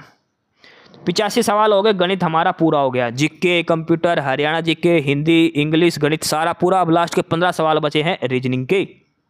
क्लास की PDF आपको मिलेगी टेलीग्राम चैनल पर, लिंक दिया है नीचे डिस्क्रिप्शन बॉक्स के अंदर। और पहली बार अगर क्लास देख रहे हो तो यूट्यूब पर नॉलेज हब को सब्सक्राइब जरूर कर लेना। सवाल नंबर 86 रीजनिंग का पहला प्रश्न है। इसमें दिया है BUIS के लिए क्या कोड यूज किया गया है? 22 के लिए C buys 10 एप्पल्स, इसको ऐसे लिखा जाता है। 5 एप्पल इटन बाई हिम, इसको ऐसे लिखा जाता है। It happened because of him, इसको ऐसे लिखा जाता है। सी इज माई फ्रेंड, उसको ऐसे लिखा जाता है। 4 लाइन दे रखी है और सबको बता रहा है किसको क्या लिखा जाता है। इसने पूछा 22 के लिए क्या होगा। सबसे पहले देखो 22 प्रयोग किस किस वाक्य के अंदर है? सिर्फ पहले वाक्य में है 22। इसका मतलब ये 4 में से कोई एक ऑप्शन होगा। भाई 22 का सिर्फ यहाँ पे प्रयोग किया गया पहले पहले सेंटेंस में, बाकी कहीं यूज नहीं किया गया। इसका मतलब 4 में से कोई एक होगा। अब ये देख लो, इसके अंदर एप्पल यूज किया गया है, ठीक है, इसमें से क्या आएगा? एप्पल। इसमें और इसमें कॉमन क्या है? का कॉमन है दोनों में, और कुछ भी कॉमन नहीं है। तो इसका मतलब का किसके लिए यूज किया गया है? एप्पल के लिए। का किसके लिए यूज किया है? एप्पल के लिए। तो इसका मतलब का कट गया इसमें से। अब आगे आ जाओ, it happened because of him. इसमें और इसमें कोई संबंध है? कोई भी संबंध नहीं है, ना तो इसमें सी है ना हिम है। तो तीसरा सेंटेंस तो हमारे कोई काम का नहीं है। तीसरा सेंटेंस हमारे कोई काम का नहीं है। चौथा आ जाओ, चौथा के अंदर सी दे रखा, पहले के अंदर सी दे रखा है, ठीक है। तो सी दे को, वी इसमें भी नहीं है, इसमें है SU। SU इसमें भी है, इसमें भी है। तो इसका मतलब SU किसके लिए प्रयोग किया गया है? सी के लिए। SU कट गया। अब इसमें बच गया VI और RA, और वर्ड बच गए 2, एक तो 22 बच गया और एक 10 बच गया। एक 22 बच गया और एक 10 बच गया। अब हमने देखना है इसके लिए कौन सा है, ठीक है। एक 22 बच गया और एक 10 बच गया। तो इसमें से देखो हम तो बिल्कुल भी नहीं पाल पाए अभी तो। भाई पहले ये दोनों भी बरत लिए और ये भी। अब भी हमारे 2 ऑप्शन बच गए, तो VI आएगा या RA आएगा। इसका मतलब है हम इन स्टेटमेंट को यूज करके भी उत्तर नहीं निकाल पाए। नहीं निकला ना हमारा उत्तर, भाई 2 बच गए लास्ट में। तो इसका मतलब है कि कथन 1 और 2 को दिए गए तथ्य को मिलाकर भी जवाब देने के लिए पर्याप्त नहीं है। ये जो कथन दे रखे थे इन दोनों का डाटा मिलाने के बाद भी हम जवाब नहीं निकाल पाए, ठीक है। सवाल नंबर 87 है, फैमिली रिलेशन का है।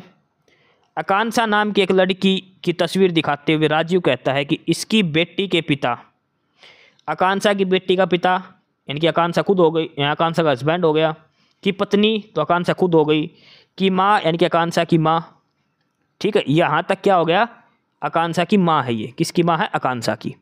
इसके बाद राजू कहता है कि मेरी पत्नी, राजू की पत्नी की बेटी की माँ, मतलब राजू की पत्नी की सास है। राजू की पत्नी की सास कौन हो गई, राजू की मम्मी हो गई। आकांक्षा की मम्मी और राजू की मम्मी, ये बनेगा लास्ट में, ठीक है। आकांक्षा की मम्मी क्या है, राजू की मम्मी, इसका मतलब दोनों क्या है, भाई, बहन भाई। तो राजू क्या लगेगा, आकांक्षा का भाई लगेगा, ठीक है। जो जो स्टेटमेंट दे रखे वो चलते जाओ। 88 नंबर ये भी फैमिली रिलेशन का है, ये आपको खुद से बना के देखना है। जो जो चिन्ह दे रखे उसके हिसाब से आपको बनाना है ये सारा का सारा, ठीक है। लास्ट में रिलेशन पूछा है पी का एस के साथ, किससे किसका संबंध पूछा है, पी का एस के साथ, ये संबंध इसमें पूछा है, ठीक है। पी का एस के साथ क्या संबंध आएगा, नाना का संबंध ये आएगा, ये आपको सोल्व करके देखना है। 89 नंबर ये दिशा का सवाल है। दिशा का सवाल कैसे करें, ऐसे 4 दिशा बना के, नॉर्थ, साउथ, ईस्ट और वेस्ट। अब जैसे जैसे घुमाए वैसे घूमते जाओ, ठीक है। और ये आप खुद से सोल्व कर लेना, उसका उत्तर हो जाएगा 42 मीटर आ जाएगा इसका उत्तर। सवाल नंबर 90 है, ये कथन निष्कर्ष का है। कथन दे रखा है कोई केक पाई नहीं है, ये केक हो गया और ये पाई हो गया, इनके बीच में नेगेटिव रिलेशन दिया है। सभी केक करीम हैं, सारे केक क्या हो गए, करीम हो गया, सी हो गया।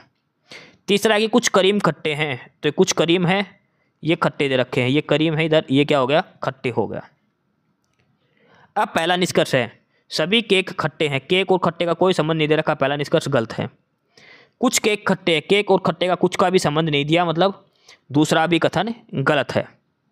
ना तो निष्कर्ष 1 का अनुसरण करता, ना ही निष्कर्ष 2 का ये अनुसरण करता। ऑप्शन बी उत्तर हो जाएगा इसका, ठीक है। 91 दे रखा कथन निष्कर्ष का, कुछ दाल पेड़ हैं, कुछ दाल पेड़ हैं, ये दाल हो गया, ये पेड़ हो गया। सभी पेड़ फल हैं, सभी पेड़ जो हैं वो फल हैं, सभी पेड़ क्या बन गए, फल हो गए, फ्रूट हो गए। निष्कर्ष क्या आ गया, कुछ दाल फल हैं, बिल्कुल कुछ दाल फल है, ये कॉमन हिस्सा है, तो पहला निष्कर्ष सही है। कोई दाल, देखो सारी सकारात्मक पॉजिटिव स्टेटमेंट है, तो नेगेटिव तो होगा ही नहीं, पढ़ना ही नहीं आगे, तो केवल निष्कर्ष 1 का अनुसरण करता है, और ये बात रखी ऑप्शन डी के अंदर। जो कथन निष्कर्ष आप सोल्व कर लोगे, लेकिन इसका ऑप्शन जरूर पढ़ना, कौन से ऑप्शन में आपकी बात लिख रखी है। इस सवाल में ऑप्शन का खेल है सारा। सवाल नंबर 92 सिटिंग अरेंजमेंट का है। एक टेबल है गोल और उसके ऊपर 6 लोग बैठे हैं, बैठा दो, दिक्कत कहाँ आ रही है, 6 बैठा दो, 12 बैठा दो, कोई दिक्कत नहीं है। ये टेबल आ गई, 6 बैठा दो, सारों का मुंह अंदर की साइड है, ये आमने सामने बैठाने हैं। ये थोड़ा सा इस साइड बना लेते हैं साफ सफाई में, ठीक है। एक इधर बैठेगा, एक इसके सामने बैठेगा ऐसे, ठीक है।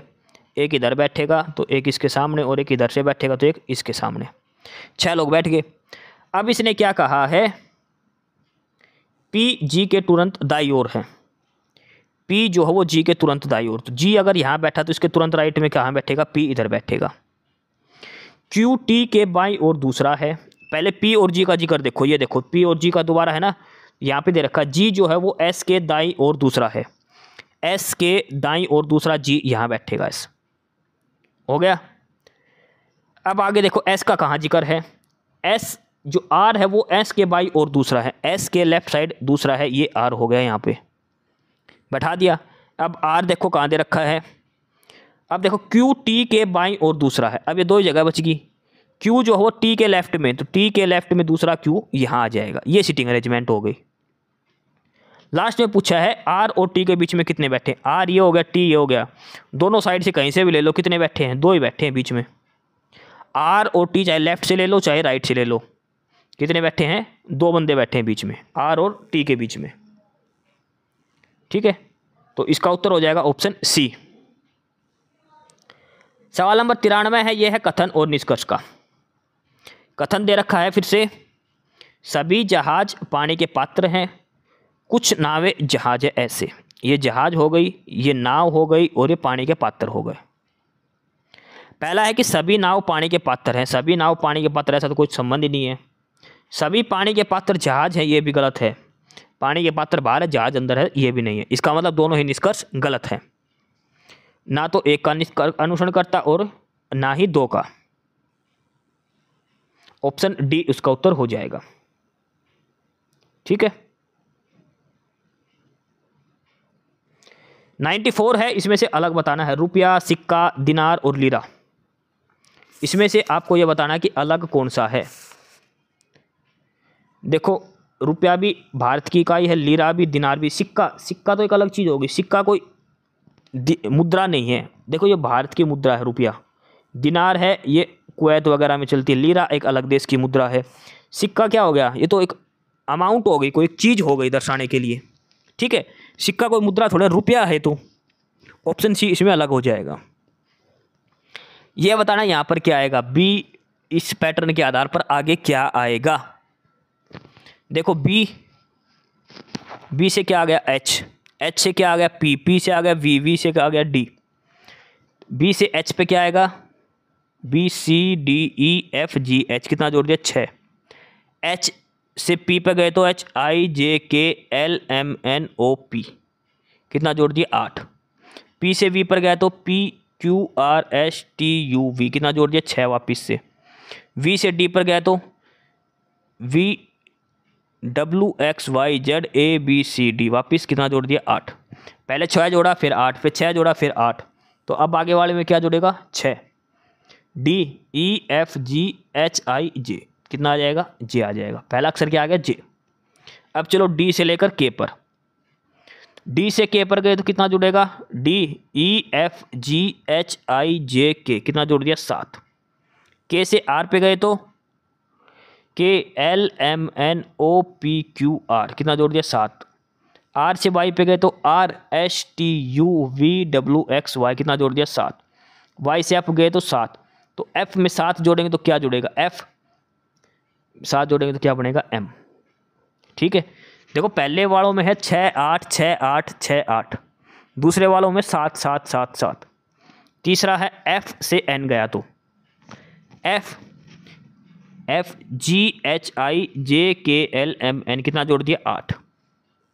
एन से टी गया तो N O P Q R S T, वापिस 6। इसमें फिर 8, इसमें फिर 6, इसमें फिर 8। एच में 8 जोड़ेंगे तो पी, क्या बनेगा, जे एम पी, जे एम पी। और ये दिया है ऑप्शन 1 के अंदर। ठीक है, 96 नंबर है, ये मिसिंग नंबर यहाँ पे बताना है क्या पैटर्न लगा है। मिसिंग नंबर है, देखो ध्यान से देखना है, कितना जुड़ गया, 12, कितना जुड़ गया, 12, कितना जुड़ गया, 10, कितना जुड़ गया, 10। पहले 12 12, फिर 10 10, अब क्या जुड़ेगा, 8 जोड़ के देखो, 56 और 8 करेंगे तो 64। अगलों में 8 का अंतर है बिल्कुल। पहले 12 12 गए, फिर 10 10 का, 8 8 का, तो यहाँ पे क्या आएगा, 64, ऑप्शन डी। अगला है सवाल नंबर 97, और ये इस पैटर्न पर दिया है, जो रिलेशन 53 35 का है, 37 73 का है, तो 24 का क्या होगा। भैया उल्टे दे रखे हैं, 53 का उल्टा 35, 73 का उल्टा, तो इसका क्या हो जाएगा, 42। सिंपल सा है ये, यानी कि ऑप्शन डी उत्तर हो जाएगा। 98 का है, जिस प्रकार ट्रक का संबंध सड़क से है तो ट्रम का संबंध किससे है। ट्रक किस पे चलता है, सड़क पर, तो ट्रम क्या होती है, ट्रम होती है जो छोटी गाड़ी होती है, जो रेल की कोयले वाली, तो वो कहाँ पर चलेगी, रेल की पटरियों पर, ऑप्शन ए उत्तर हो जाएगा। 99 नंबर है, इसमें पूछा है कि यहाँ पे क्या इमेज आएगी, यहाँ क्वेश्चन मार्क की जगह, तो इसमें जो इमेज आएगी वो आएगी ऑप्शन डी वाली। 100 नंबर है, इसमें पूछा इमेज कौन सी आएगी, तो इसमें भी जो ऑप्शन डी दे रखी है वो आएगी। ठीक है, तो ये हमारा प्रैक्टिस सेट नंबर 44 हम पूरा ख़त्म करने वाले हैं। क्लास की पीडीएफ के लिए description box Telegram channel Knowledge hub का लिंक है, वहाँ पर मिलेगी। पहली बार क्लास देख रहे हो तो यूट्यूब पर नॉलेज हब को सब्सक्राइब जरूर कर लें। आर्यभट्ट अकेडमी द्वारा क्लास दी गई, टेस्ट सीरीज दी गई है। 44 प्रैक्टिस सेट हरियाणा जीके के हमारे हो चुके हैं। ठीक है, मिलते हैं अगली क्लास में। कोई डाउट हो तो कमेंट बॉक्स में करके पूछ लेना। एस्पिरेंट्स, यही था आज की इस वीडियो में आपके लिए।